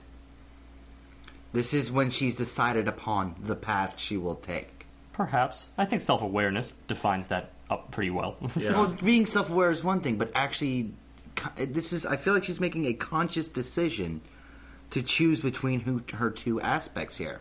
Well, let's see where the album takes us in that regard, because as we move into the next track, track 7, Shape, this is a track that I think presents more of a different side of her, perhaps not directly, but certainly indirectly intertwined in the same story. I would say that this song very directly reflects her in an indirect way. What I kind of mean I think I have a theory behind this, but go for it. Well, what I'm saying... Well, first of all, the song is called Shape, but in structure alone, on an overarching view, it's a very shapeless track. And she talks about how... But not even how she talks about it, but how the song form takes. There's a lot of chaos in this track. There's sound effects, there's sound bites, there's noises, but there's also beautiful rhythms, beautiful harmonies. There's complicated rhythms. Especially considering her background here, I found such Sufjan Stevens moments in this track. These vocal harmonies that were presented in these little staccato patterns that was so prevalent in his sort of middle period work, when perhaps she was working with him. But what I think it's brilliant about the name is this idea of finding shape and shapelessness, and she feels, I think at this moment in the narrative at least, this loose narrative that we're looking for, very shapeless. She's not sure where the hell to go from here, and this song is kind of finding comfort in being okay with not being perfect, not being perfectly shaped and perfectly defined. Well, I agree with. I got a theory for that too. I agree with that, but well, see, I'll present my theory behind this. Although I do want to get into some musical moments here because this has some of my favorite moments on the album in this regard, especially toward the end. But regarding that concept of shape, if you look at a few of these lyrics here, you'll never know how I may appear the first time. I'm like the wind next time. I'm like the storm. You'll never know what shape I might take. I might be the ghost, or I might be hiding in smoke. Oh, you cannot see me, blameless, shapeless, a new prismatic. This is a sort of, I do believe there is a comfort here in being relatively shapeless, in having this adaptability. And I do think that is what I meant by this is sort of what I meant by the indirect relation to the previous two tracks, and how it's an aspect of her that I think works with the problems that she inevitably encounters with other people, because of course there is that constant issue you're going to have with people that assume you're one way because you are that way with them, but then you go with another person and you are a completely different way. Some people are not this way, but a lot of people are. I happen to be this way. I think I'm very different around each and every person I know, but I also know some people who are the same around every person they know. Those people are a little bit, I think, they have an easier time with this sort of dip in cohesion into various different circles because they're just, well, they are them no matter what. But when you fuse it as a sort of shapeless person, then it becomes difficult, because then suddenly the person that someone might have thought you were, suddenly you are not. And that's difficult, especially in terms of relationships, because obviously we are creatures of comfort. And it's difficult to react to things that are different. But if someone is inherently different, how do you deal? I looked at it a little bit differently. I felt like this song is about her finding her new identity, especially considering how the song does in fact take shape towards the end. This is, well, in Look at the Sun, she made a decision to be one of these different aspects of her nature that she presented in Lover, Killer, and I'm Not the Bad Guy. And now in Shape, she is forming this new identity. This is the actual process for her. To be 1 minute the wind and the next minute the storm. To be a kiss at one point and something completely different. Just a warm embrace or a breath of air or something like that. She's so amorphous right now that her identity is still not spoken for. But as the song progresses, especially towards the end when it does an incredible upbeat, that's her identity finally being formed, finally achieving fruition. No, that's just... See, I feel like you just defined it. I mean, I feel like you described exactly what I just described. Because ultimately, the fact of the matter here is the identity. The shape is the very shapelessness. The amorphism. I think that's a perfect word for it. But see, I don't think she remains that shapeless blob. That amorphous idea. But see, that's the thing. You interpret that blob as being a negative thing. I see that as a sort of beautiful thing they're in. No. I don't see it as a negative, because this is vying with "This Is My Hand" as my favorite track. I mean, there is just such a introspective aspect of this song that is it's amazing. She was able to get her thoughts out. Well, theme. I mean. Yeah, that aside, favorites aside, let's just get on theme, because I'm going to definitely describe some things musically in the last section here, although I might just go into it now, considering that we're talking about the last section here as defining who she is. I mean, this is just following the line, "You'll never know minute to minute where I'm going." You'll never know minute to minute where I've come from. You'll never know minute to minute if you'll find me. I always know minute to minute I am near you. It's kind of assurance in perhaps being unassured.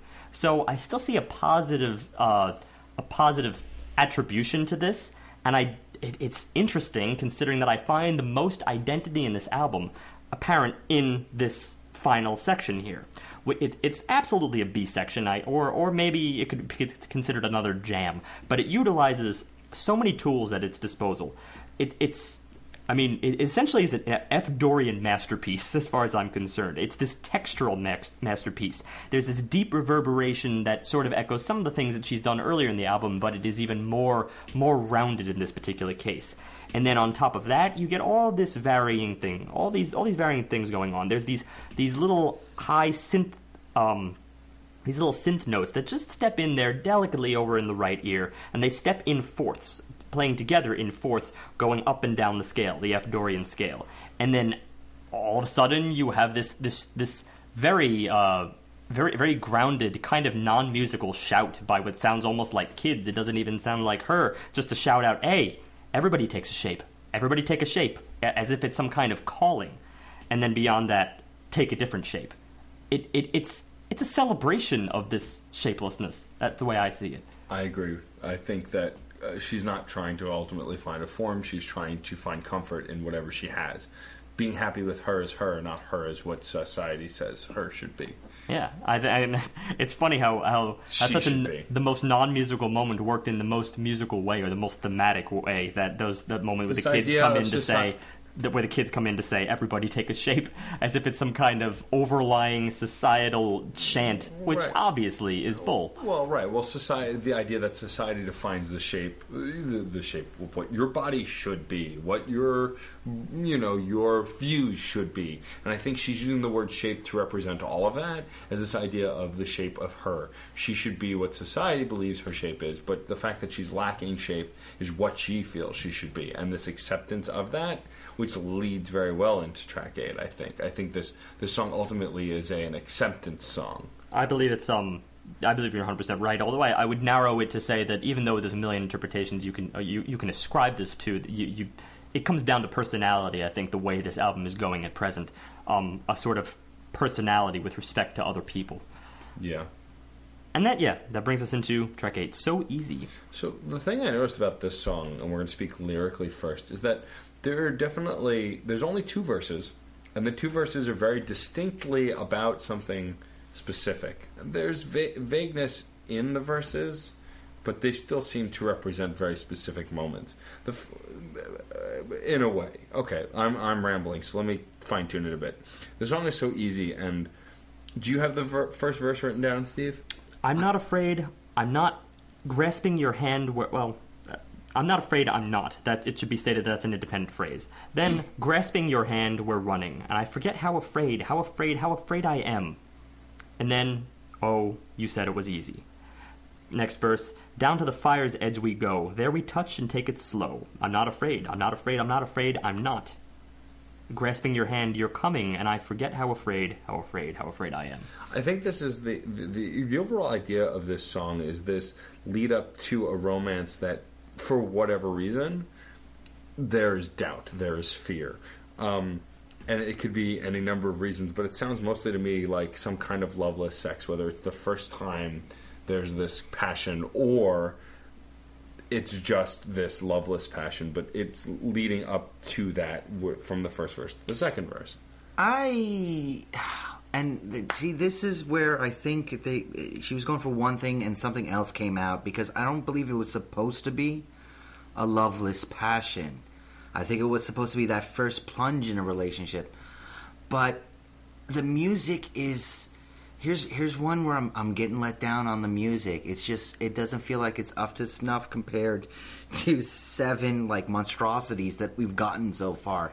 This was a little bit wanting. I'm inclined to agree, but a lot of that I think has to do again with the sort of loveless, passionless thing that Matt just described.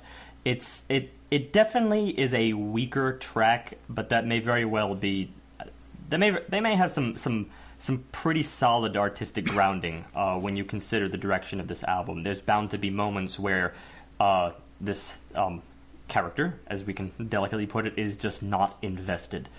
I think that was proven with the last several tracks. And I think the character is actually afraid of that fact, that they're not invested. And I think that's why that line goes, I forget how afraid I am. This idea that she was afraid of this direction, and then once the moment happens, she forgets how afraid she is. But that's when I'm going to start arguing the art aspect of this, because why would she be afraid? If it's passionless, why is there really fear? I mean, I'll tell you exactly why there would be fear. But that's the whole thing. I feel like this So Easy should be the culmination of entering a magical relationship. Considering what we get next in retrospect, I feel like this was actually going for a completely different idea. And I'll tell you exactly why it's not, or why I feel it's not. Because the reason she's afraid is because of exactly what you said. She should be happy. She should be excited. She should be passionate about this person. What scares her is that she's not. Not that she's afraid of everything, but she's afraid of herself. And it's funny how like close analysis of the words here can really reveal that, because I was reading it before and I had thought, grasping your hand, you're coming and I forget how afraid I am. And I had originally read it as, well, I forget how afraid. In other words, you have set your fear aside. But it is not that. Otherwise it would have said, I forget how afraid I was, or I forgot how afraid I was. That would have been past tense. If it's, I forget how afraid I am. In other words, I forcibly forget. I forcibly have to set aside this truth of fear that is always present. Yeah. And that's really what it is, because otherwise the next line would not say, oh, you said it was so easy. I mean, this is a very interesting track, because even though it may not really grab you out musically, a lot of it has to do with this sort of, musically it has to do with this sort of downward chromatic progression. It just kind of goes down a spiral, but there does seem to be this interesting moment when she sort of shouts out, oh, you said it was so easy, because there's almost an orgasmic quality to this, oh.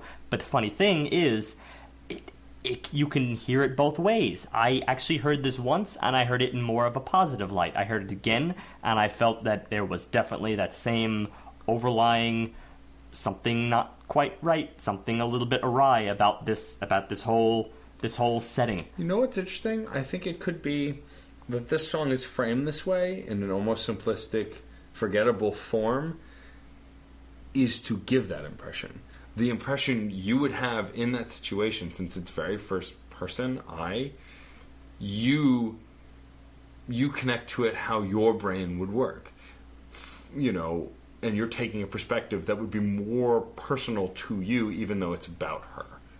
And I think that's why we're getting different viewpoints, because we're taking it more personally in. And okay, but it's with Resonance, the next track, that I can't see it. I can only see it the way I explained earlier, because Resonance is so in depth in the power of love. With opening the lines like, I can stare without... Oh, no.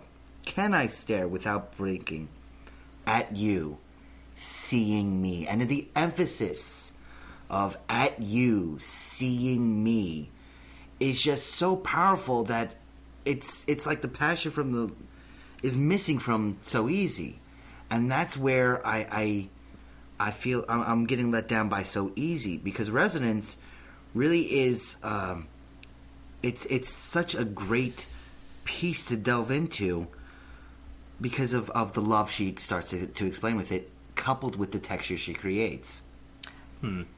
Well, the funny thing about Resonance is it's another one of those really, really heavy texture tracks. Really, really heavy rhythmic tracks. I believe this track is I heard it kind of in like a sort of compound meter, a sort of 3-against-4 kind of thing. And that took us a while to figure out. Yeah, I may still not even be 100% on it, because there's I mean, part of it I hear in 6, and for sure when it moves to this sort of grand chorus, this glorious bellow, it definitely is in 6 here. And the rhythm, there's such a pulse with the drums on this particular track. In many ways, this track is more of the culminating orgasmic moment for this album. The funny thing, though, is that there is much more of a divide between that opening section, the opening verse, if you want to call it, and this sort of bellow of a chorus here. There's a much bigger divide between these two different sections, only in terms of the fact that the rhythm is the one thing that does bind them together. But the funny thing is, this is one of those catch-22s when you're talking about music, where even though I feel like it wasn't like... this track wasn't built as if the section was inevitable, I also know that this sort of burgeoning forth, this bellow, wouldn't quite have had the same impact that I experienced if the first section had been intertwined with it 100%. Even so, it's this section which I think which I think attracted me most to this track, and I would probably replay the section and over and over and over and over again. I was so drawn to it to the point where I could probably even tune out the opening portion.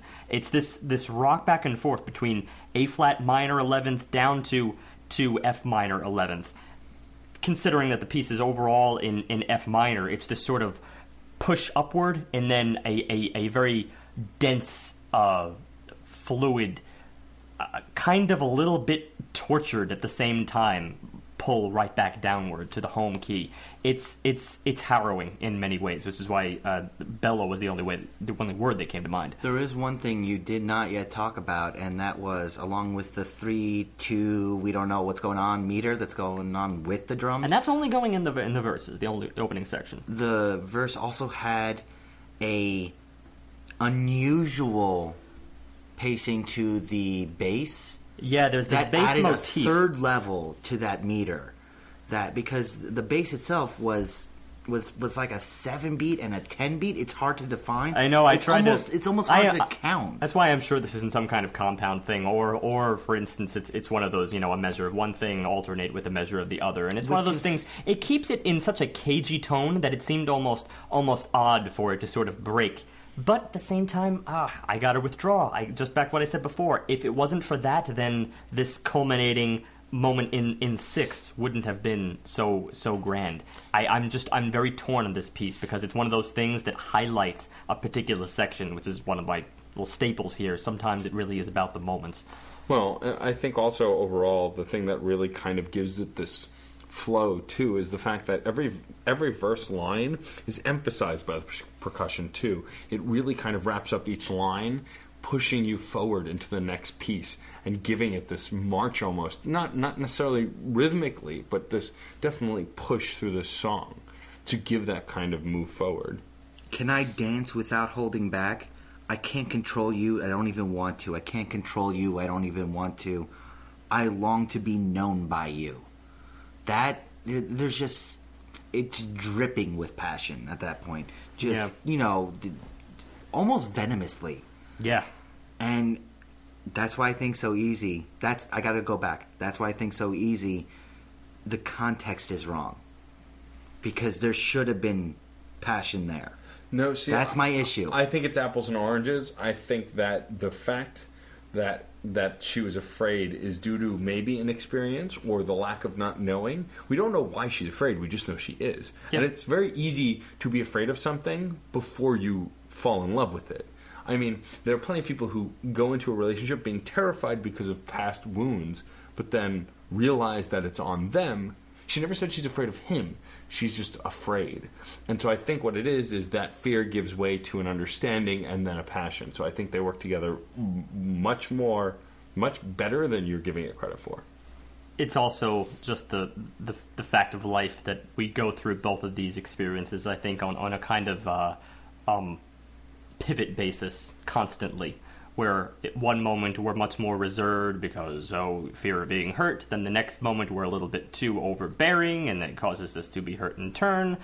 Reel back again. It's just this never-ending cycle of what I think was accurately portrayed earlier as this whole shapeless kind of, there's no one answer. There really isn't. Yeah. Personalities are very, very adaptable, and it's very, very rare that we encounter this sort of one way to one being, and I think this album kind of conveys that. But too many albums out there are very often touching upon this sort of one-dimensionality, which I think I appreciate this album for kind of giving us a breather from. So I think that's how I interpreted this as a pair to the previous tracks. It is passion oriented. I think the only issue I had was with that slight little disconnect between the very dense and happily rhythmic opening intro into this bellow. It's that Catch-22, which I'm just going to deliberate until we do our wrap-ups. But first, we'll go into track 10, Apparition, the final track. So Apparition, from the get-go, sounds gorgeous, final, and ethereal. It gives us kind of almost cinematic wrap-up to the album musically. And the lyrics really give you that too. It's almost conveys this sweet sadness, and there are lyrics that really give you that. Especially, this kind of spacey, techie kind of sound, but gives way to feeling either in the open ocean underwater or in space in the vast vacuum. But it gives this spaciousness, this almost awe. I wouldn't... Maybe not vastness. It's almost... apparition is kind of an appropriate word, regardless of what the lyrics would actually say, just to describe the music, because that space you're feeling, I think, to hone it in, it's just the density. Sort of an evaporating effect to it. It could be, yeah. Because we're talking, it's a little bit of an end credits kind of a song, which means that, it's ending a piece, and because it flows so well, I think this is just a great finale. Well, what I really like is also it's... the imagery. I like that this credits song isn't this happy ending necessarily, but it's not a sad ending either. It's this kind of sweet sadness, this kind of... It's a bittersweet ending. It's bittersweet. I mean, first of all, the way this is composed really, I think it lends itself to a very cinematic style, which is why I think perhaps more appropriately than the way we usually use it, this sort of credits rolling song, I think is more apt here than ever before, only because there's always a bittersweet flair to, I think, the credits rolling music for any true romance, I think, or for any true drama. I mean, it's kind of a sense of like the world ends, or no, the world does not end. Excuse me, the world does not end, but really, really good people were lost. Yeah, that's the kind of thing. Well, and also with lines like this perfume of sadness, which it's only part of a line, but this imagery, this very strong imagery of this perfume of sadness, this idea that some people find a sweet scent in sadness and depression. They are allured to this feeling, even if it doesn't feel good. They're still allured to it, for better or for worse. You take it from one moment to the next and just sort of run with it. It's your fuel. Yeah. It's also I'm seeing an evolution of the lyrics themselves throughout the album. This is the first time we really get like heavy imagery involved. Which, considering when you start talking, this is my hand, and the very pointed lyrics of that, as well as before the words and the pointed, short lyrics of that, into the longer thought form, into this very, very deep metaphor of apparition, it's sort of like an inevitable evolution of just the words themselves in this album. Everything else is very, very on the nose, as if you can only take the tale for the tale. But then this final track is sort of it's half an illusion in many ways. It looks back on positive things that may not have been as positive as that you even experienced when you were experiencing them. But at the same time, it doesn't diminish them anymore. So it's all just part of your memories, which are silently sort of fueling and guiding your every move. You can't erase them, you're just with them. So you might as well make the best with them. It's very... I think that's why bittersweet is the perfect word to use for this track. And yes, as you said, the lyrics really do convey that. The lyrics are just as enchanted and immersive, but yet not so much on the nose. They're cagey at times. Perfume of sadness is a great metaphor, but it's still a metaphor. Yeah, it's not actually speaking outright. Even Resonance was starting this, but it culminated. Everything here. That's the whole thing about this album. Everything seems to just inevitably get from A to Z. Every little song, every little bit, everything is built on progression, on the micro and the macro layer. But it doesn't obviously get there. It just gets there. It's so pointed, and here's where I guess I'll start my wrap up, unless we have closing thoughts on Apparition. Go for it. It's so methodical yet veiled behind beauty. I mean, you don't. You see the progression when you really want to delve into it, but you don't have to feel it. It doesn't have that coldness that what you would associate with a more engineering approach as opposed to a more artistic approach. And I guess the word I'm kind of looking for here is architecture, the true combination of form and style. It has this. There's a skeletal structure here of your set in concrete, your steel rebar, your real major skeletal structure. Your major support here is phenomenal. You find this a lot in the drum work. You find this a lot in the bass work and in the accents. But at the same time, those accents start being flared. The horns start being flared. They're the curved lines. They're the unusual angles she's taking approaching the song. The lyrics and her vocal work are also mirroring this with very straight thoughts that, when you look at them, are twisted, are circling ideas. It's so beautiful what's going on here, because micro, macro, I'm loving this oratory exposition here. This is beautiful. The micro and the macro is here.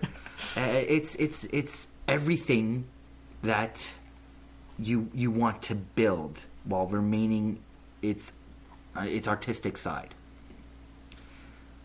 That's yay, all the gushing out. But there's one thing here that I'm not getting, and that's a crux, a piece that's just drawing me in. This is a beautiful story. It's theme, arc, everything, but there's just a wow factor that I'm missing out on. And that's really going to be the only thing bringing this album down. There's nothing overly enticing, I guess. Oh, I don't know what to say to this. There's just an it factor that's missing out here. And we've made the comparisons before in previous podcasts, and I'll make this comparison here to St. Vincent, because it's almost inevitable that we're going to make this comparison, because these are two artists that have been very closely related over the years. While St. Vincent was safer in a pop structure, it had that hook that drew me in, that I just fell in love with, that I was more glossing over maybe some of the mistakes that were going on there. Here, there's, outside of So Easy, which I'm still on the fence on, there's really no mistakes I can point to and say, that really wasn't done well, or that really wasn't done well. But there's just, it's that final little bit that I see keeping it from a 5. So I'm going to put it 4.75. No, 4.8. 4.8. It's just solid through and through, but there's that one tiny ineffable quality that's keeping it from a 5. So, I guess I'll start my wrap up. I thought that I really wouldn't be able to find. So we've made the comparison to St. Vincent. It's been done already. Steve's done it himself. When we did review St. Vincent, he did make comparison to My Brightest Diamond, because they were artists he discovered at the same time. So there were comparisons in his own mind. They have somewhat similar origins, but they did take different directions. I, as you know, if you've been listening, if not because you're new, well, welcome. But if you had listened to that episode, I gave St. Vincent a 5 because I was blown away. And as it's no secret, I've given out 5s before. I don't give them out all the time, but typically if I'm blown away and completely enthralled, missteps musically and lyrically I can forgive, because when I feel passionately about something and really connect personally, that stuff doesn't matter. It's what brought me so close to Future Islands. And every time I listen to Future Islands, I get drawn in more and more. I just connect with that record. Well, I didn't think I really had a connection to this. And then I realized I was looking at it from a kind of a different angle. I thought it was less personal than it was, but I also at one point thought that it was mostly just about her. But it's not. It's more universal than you think. And as we broke it down, because I had trouble breaking down the lyrics on my own, but as I really got a sense of the narrative of the album, I really understood the personal aspects she's giving here. And this idea of the band's called My Brightest Diamond, this idea that she's naming the band, I'm guessing, for her brightest work. This band is her brightest diamond. This album is This Is My Hand. This is my hand holding my brightest diamond. It really is a true personal record, and I didn't really get a sense of that at first, but I see it now. That said, I don't really see any missteps. I hear what John's saying about So Easy. but I don't agree. I mean, maybe musically there is some repetitiveness, but even that, it's like Steve said earlier, I'm willing to forgive a lot of it because of the other stuff that's with it, whether it's the lyrics, whether it's the emotionality, whether it's just the structure itself or the layering. I think that she really gives a very succinct arc as far as kind of a prologue and then a breakdown of everything that happened. I don't even know that it has to be considered perfectly chronologically. It can be, but you can also kind of take things, if you want to assume that this isn't one person she's fallen for or hurt, and you want to assume it's several stories, it still fits in a structure really well. I have a whole nother idea for the arc, and it doesn't even include a prologue. Be that as it may, I think that when you create songs like Shapeless and Resonance and Apparition... And I'm Not the Bad Guy. And I'm Not the Bad Guy. I mean, all of these songs just go to a place that, personally, as someone who's very emotional and identifies music emotionally, I'm not always willing to go to. And yet, she brought me there. And that's really powerful. As far as a vocalist goes, she's, for me, on par with St. Vincent. I don't know if that'll be unanimous, but I think they're both brilliant vocalists in their own right, and I don't know that I could pick one over the other. I can't. I think they both are really great at what they do. Just like I've said several times, I love Justin Furstenfeld as a vocalist. I'm with you there on the vocal front and not being able to compare. When you have a really strong emotional vocalist, it doesn't matter. Like, there is no who's better. They're all excellent at what they do. And I don't know that I could pick one over the other. This all said, it's just impossible to ignore how cohesive this record is. So, it's a 5. Based on my standards and the way I judge, and I know that it's not the penultimate, but I don't grade for the penultimate. I grade for where I connect and fall.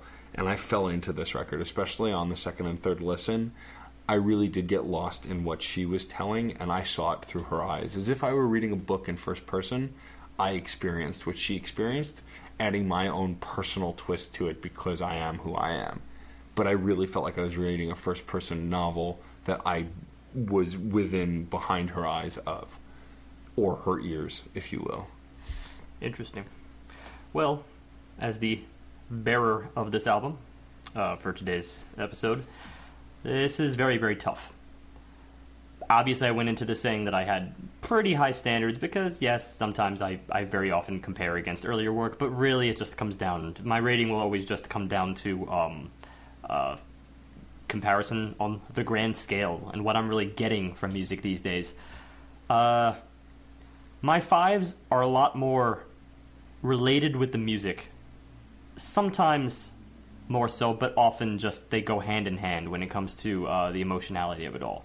Now, the comparison to St. Vincent is tough, but I'm going to really try to ignore it for the case of this. That was a very straightforward pop album, and I thought it was doing a lot for pop music. This is doing something completely different. It's doing something that I feel fuses the two together. I said this in my intro, that it fuses together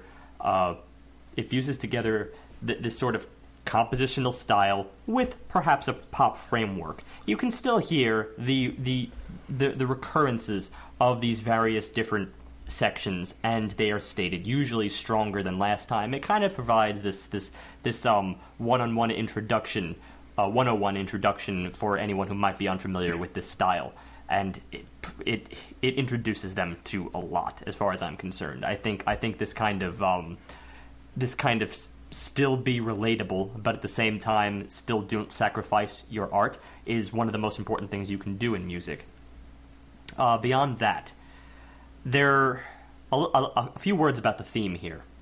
I agree with Matt 100%. I think this is probably one of our most cohesive themes. The funny thing, interestingly enough, is that the theme has many similarities with what we did in episode 104, which was Future Island Singles. This sort of post-breakup rendition of the past that may or may not be true, and you have to kind of figure it out as you go along.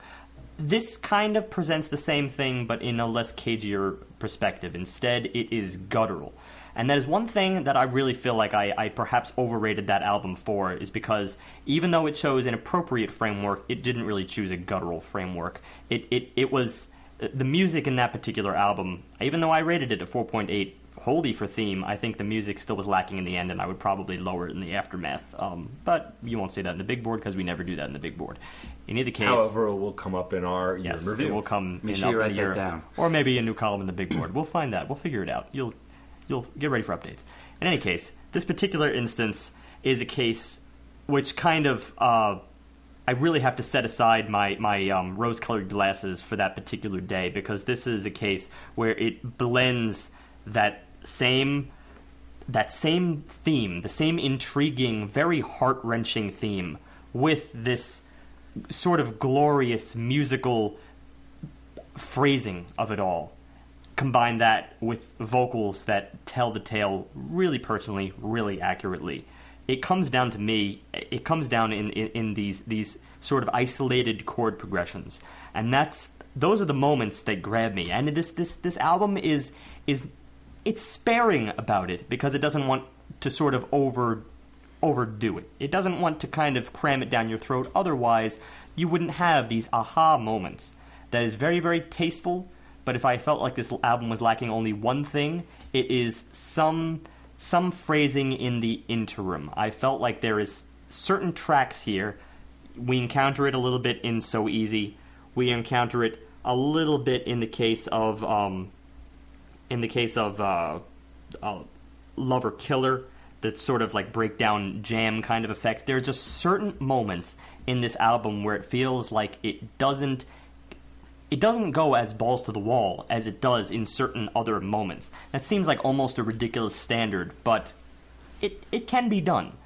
It just means that you sort of have to take this moment as a wait for it, and then the moment is beautiful.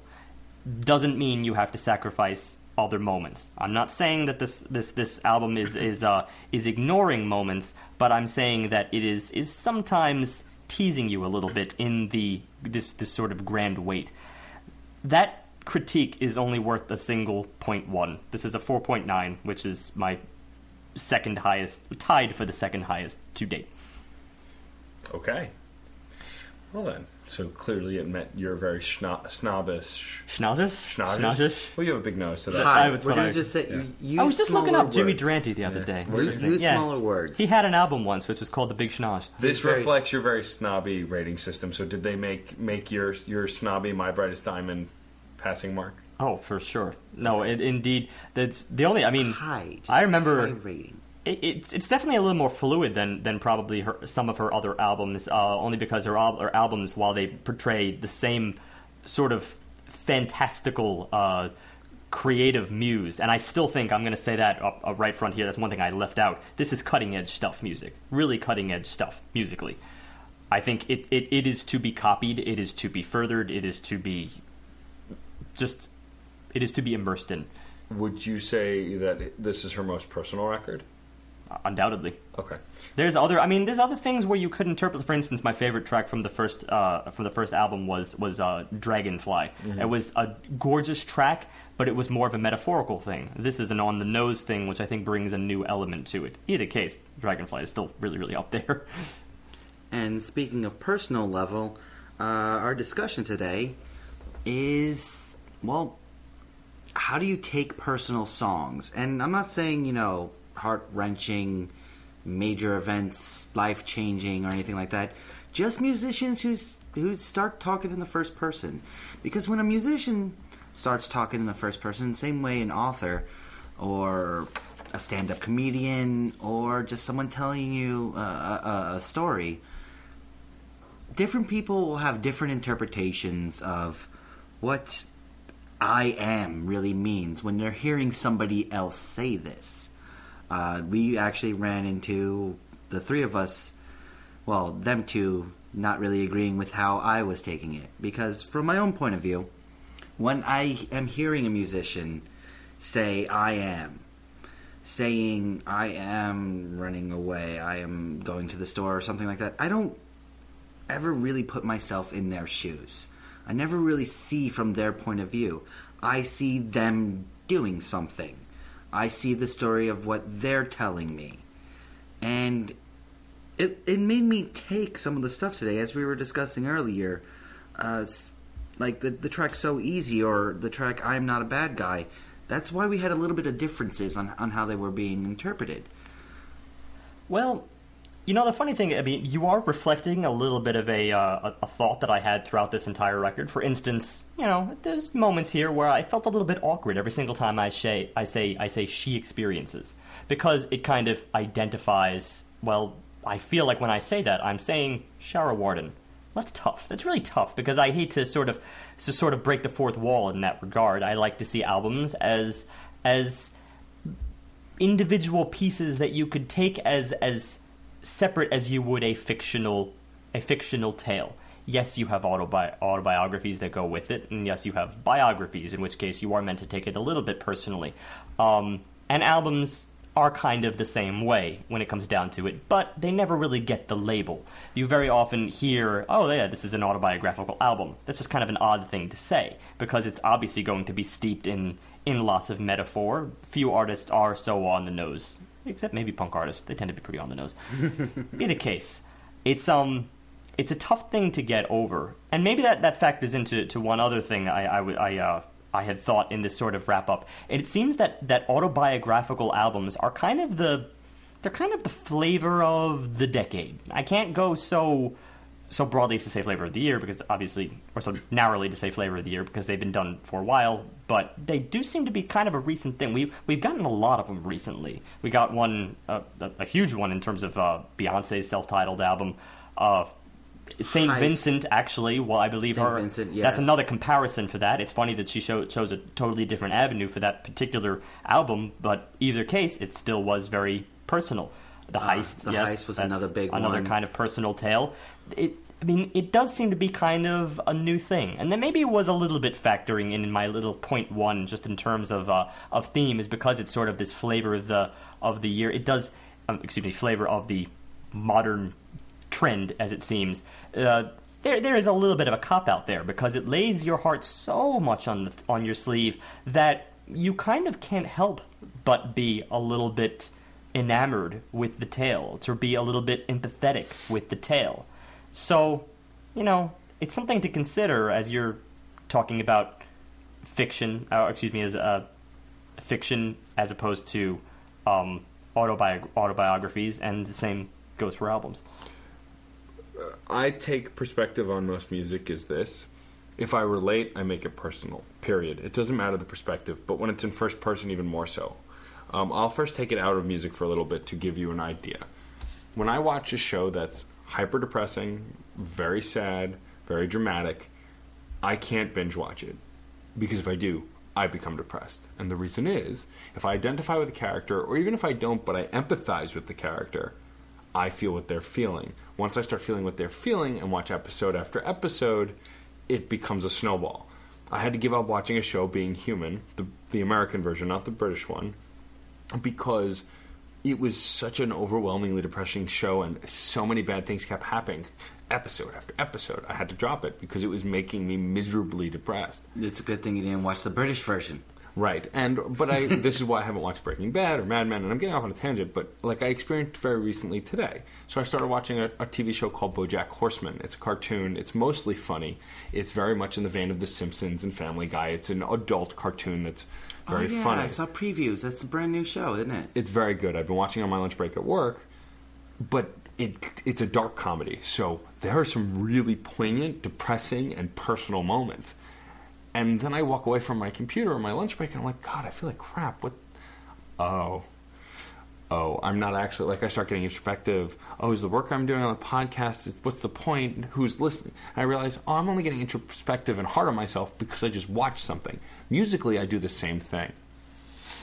If I'm in a good mood, but I listen to a lot of depressing music over and over again from a first-person perspective, it affects me.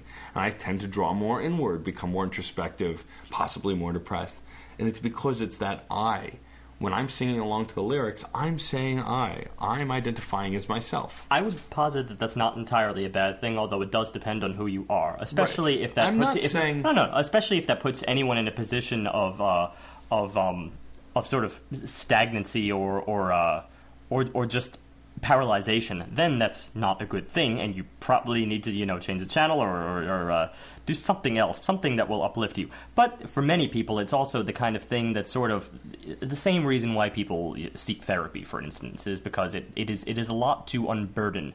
To unburden yourself means a lot for many, many people, and I think a lot of people do the same with music. For instance, there are a lot of people that just don't need therapy for that exact reason. If they can find this sort of outlet that lets them see certain things at various times in their life through music, through the strife of a particular character or perhaps the artist in question, then that can do wonders for you so that you come out of it resolute.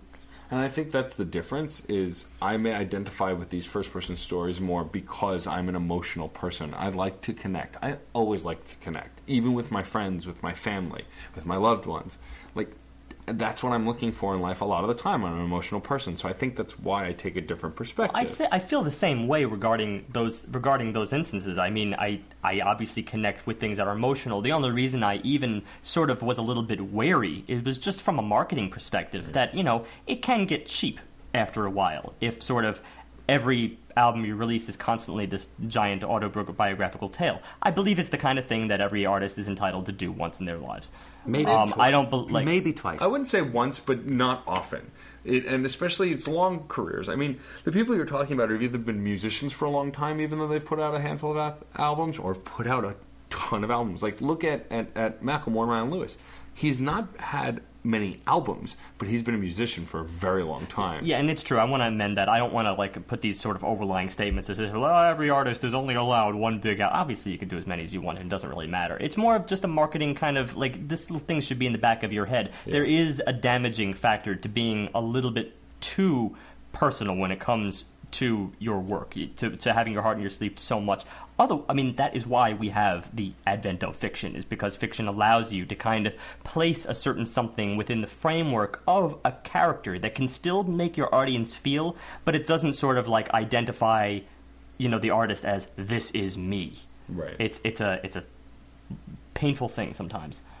And I think that's really where I'm gonna differ from how Storm actually put it. So I understand now why our views are different, because I kind of always view the hero, even when the hero's saying the hero, the villain, the person that is saying from this first-person point of view, I am, as still another entity. I never would really envision myself as that person, and that's translated to how I listen to music. Because before I truly understood music on the musical layer growing up, I was always an avid reader. And I always separated myself from the characters. I never wanted to be the hero. So when I'm listening to, my classic favorites, either the ones my dad gave me or the ones I found on my own, I'd never envisioned myself as the character from Surf Wax America. Well, or anything like that. I never, when you're going, hello darkness, my old friend, I'm not friends with darkness. That character is friends with darkness. I've always envisioned that distinction between my own personality and the personality a story, a song is presenting to me. I think ultimately this also backs up one of our most longest running themes, is that everybody listens to things very differently. But what I think is also really interesting is that the way John listens to it is different from me, not necessarily because we just listen to music differently, but how we bring in other art differently. But I want to go back to something Steve was talking about how a personal album can be a downfall, or a fiction can be a downfall. So, not that the world needs another reason to hate Nickelback, but the reason... Hate's a strong word. What a segue. Pity might be better. But... Ouch. The reason that Chad Kroeger, who's not a terrible singer, but took a lot of flack, was a lot of the songs that he wrote for Nickelback, he openly admitted, were not personal stories. Even the ones that were emotional and sad, he said, he'd fictionalized. Like the song Rockstar is not about him and his partying, it's a fictionalized Rockstar. Same with some of the more emotional songs that they've done. He's plucking from other stories, and people felt frauded when they were getting invested in his story and it wasn't his story. And that could hurt you greatly. Okay, well, this is taking another opportunity for me to further refine my statement, which is riddled with flaws at this point. Obviously, I mean, let's do this systematically here. In John's particular case where he described fiction, we can almost evenly divide the existing work of fiction between 50% third person, 50% first person. Obviously, I don't have any numbers to this effect, but, just look back in the amount of stuff that you've read, you can probably find a pretty clean divide. Then you move on over to music. Music, because it's so inherently personal, and because it doesn't really have to be so broadened as fiction. Fiction can be a very broad genre. It can tell societal tales. It can tell things that are almost completely removed from the person. Things that concern governments and nations. But, music, these things are a little bit more rare. Yes, they are done, but it's certainly whenever they're done, they're described as concepts, which are the exception to the rule. About 80 to 90%, I would say, of music is in the first person, and it is personal. Obviously, we're excluding instrumentals, which, of course, they're just impressions that you can gather from said artist or simply superimpose your own emotions on. But if you're just taking lyrical content, lots of it is in the first person. And yes, it can be very emotional just therein. But then go to my statement. That was the fact autobiographies that concern an entire album. In other words, this sort of this is my personal album. Well, were the others not? Is the big question that I would have. Yeah. That's the kind of what makes this so important over that of the others? Often it has to do with a more of my life as I experienced it. And in this particular case, this album, it certainly covered aspects of life, but you can't possibly cram in everything. I mean, This Is My Hand could have touched upon a number of things. It touched upon this, and I'm very satisfied with what it touched upon. But still, it's only one aspect. You probably could have retitled the album and still gotten away with much of the same thing. I mean, I think to define this as a personal work, and I haven't even heard this read per se. It's more of an interpretation that we have just based on the data at our disposal. But even so, it shouldn't disparage the other work, which is still inherently personal. People still relate to it. Don't make it so that you can't necessarily follow up an album and say this is a new personal album, or part B. It's a kind of thing that sort of entraps you, whereas if you just released earnest works on a regular basis, then it would always be that way from your first piece to your last. I would also like to take it back to something John had said before we because we're coming to a fine-tuned point on this conversation, but John mentioned that he reads fiction that's in the first person from the third person. He interprets it as someone above the action. I interpret that person talking to me. I guess what it really boils down to. So I'm still keeping it as a separate entity from who I am. Well, and I don't know, it's that wall I've built. Well, that's one of those things that I got a sense of that from an actual song, actually, that your perspective was. Kind of my closing on this is there is one song I can specifically think where I didn't feel I was the character, it was an actual character, and I was observing his actions, and he was speaking in the first person. And this MC Frontalot does a very fictional song called Stoop Sale about finding a magical buckle at a stoop sale outside his apartment, which is clearly fiction, but clearly about him, and he claims it actually happened, but I don't put myself in his shoes. I take it as a story that he's narrating about himself. So I kind of see where you're coming from. There is one song I'd like to bring up that I do envision myself completely inside, and that is Lucy in the Sky with Diamonds, and that's because the entire song is second person. It's one of the few songs I can even think of that's kind of spoken to you in the second person, which is a version of literature that is largely unexplored.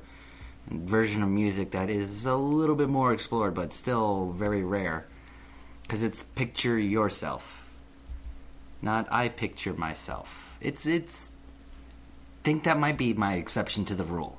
So that's why I find this attraction to instrumentals is because I feel that in many ways this is sort of the exception to both rules. You really don't have to have a first person. You really don't have to have a third person, and I think that's why it's always been really. I think. Just to go back to your statement, Matt, that, well, as an emotional person, you connect with these things that are very personal. I believe that as an emotional person, it means that you can also connect to things that do not have to be directly first person to first person. You just said in terms of a fictional sort of framing, you can also find the same exact thing. This sort of superimposition. Well, the ultimate superimposition, as far as I'm concerned, just as a listener, and maybe perhaps also as a musician, is that I find it in the instrumentals. Like, there's no greater superimposition that you can possibly construct, where you have these vague tones that are supposed to mean something. They probably mean something very important to the artist that made them, but we as listeners are supposed to kind of feel the same thing. At the same time, there's an art in perhaps framing the variances, the varieties that we experience from one person to the next. Some person feels slightly different to a particular tone, a particular chord progression, as the next person does. At the same time, there's also this marvelous unity to it all, where people feel the same exact things, and yet no words had to be said. It's this kind of ultimate unifier where I always go back to, and it seems to be my ultimate emotional go-to thing. Not to impugn lyrical work in any ways, but it's it's just sort of this fact that if music is such an emotional thing, then why not use the music? Right, and I think that's another great way of looking at it as well. I think these are all different ways that you can kind of break down how you interpret something on a personal level, and that's ultimately what we're getting at, is how you break down something on a very personal level. And that's also why I had a hard time with episode 104's Future Island singles also, is because the music, as much as we were able to infer, it was a lot of inference, where the music didn't carry it 100% for me. That's a lot of what my fives and my upper echelon stuff constitutes. So there we are. Before I give you guys a taste of what we're doing next week, so as I had said before, we're not having Rush Me until the first week of October, it'll be the second podcast of October, but it's within the first week. Anyway, so next week will be my pick. But first, Steve, a little spam mail, if you would. Also, John, sorry to break the topic away from first person or third person, and I just said neither. No, it's completely acceptable, because that is an aspect of music. I just thought I'd propose... We talk about music here, so... Propose the exception, the big glaring exception to the rule. That's not even a tangent. It's an incidental at this point. There we are. Okay. Spam. Hi, I love your writing very a lot. Percentage we keep up a correspondence more approximately your post on AOL? I require a specialist on this house to resolve my problem. Maybe that's you. Taking a look forward to peer you. They just get weirder and weirder. Creepier. That was by Gozi Pro Resultados. Okay, no, I completely spaced after. Hi, I love your writing very a lot. And I was done. That was done. Very a lot. Because, when they get interpretive and start doing random things, that's one thing. But when you are really Let's not use the word interpretive for the spam bots. No, this is just blatant grammatical incorrectness. I don't know. There's a lot of other interesting things here. Specialist on this house? Maybe a specialist on House? I don't know. Maybe a specialist on House, the TV show? I don't know. Take a look forward to peer me? That's creepy. Yeah. That's stalkery. That's pretty stalker. It is pretty stalkery. I would agree. I think Goji we're all Pro in agreement. Resultados. Thank you for that. So next week it'll be my album pick, and I decided to go a different route. I mean, clearly I'm known to bring more mainstream pop culture referred artists, because that's kind of my middle ground of where I live. I kind of waver back and forth, but that's kind of where I rest. Well, recently U2 released a brand new record called Songs of Innocence, and it was released worldwide for free for anyone who had an iTunes account. I have an iTunes account. I got it for free. I figure we might as well review it, because it's probably one of the most downloaded records right now, because you have to. Yeah, there was no choice. So, and also I have this thing that it's really easy to crap on pop artists. And, I mean, U2's kind of got in that vein, but you know what? U2 made some really great music, and this is a new album. I haven't heard new works by them in a while. Bono and The Edge are talents, as well as the other guys in the band that nobody mentions by name. Bono's pop image is very conflicted, but that doesn't mean his music can't be good. And I think it boils down to he's the rudest Santa Claus you'll ever meet. But the point I'm trying to make is that I think this is a great experiment in judging something by the music and not the people who made it. which is important to do. And we've not really made a statement of, we've had preconceptions of bands, but we haven't really judged it based on personal experiences with the artist or their personality. So I think this is a fun experiment for us. And plus, I used to really like U2. I still do like their older stuff. So this is true. That's another thing I think people are overly critical with. And when it comes to older bands who it's cited that they lost it, well, people are rarely in their prime, after a certain age. The other things take their mind. It's kind of just like we were talking about earlier in this album. There's that kind of shapelessness. They're not always going to be this sort of untamed artist that they were at that one moment when they made those few great albums. Sometimes that's just the culminating. Why we have the term magnum opus. Can you really just sit there and just expect that constantly? And also, even my unrealistic expectations notwithstanding, it really is unrealistic. Yeah, and so, it's just a fluctuating career is a fluctuating career. So we'll see what U2 has for us next week. True. On that note, we will wrap up, as we always do, by saying music is life. And life is good.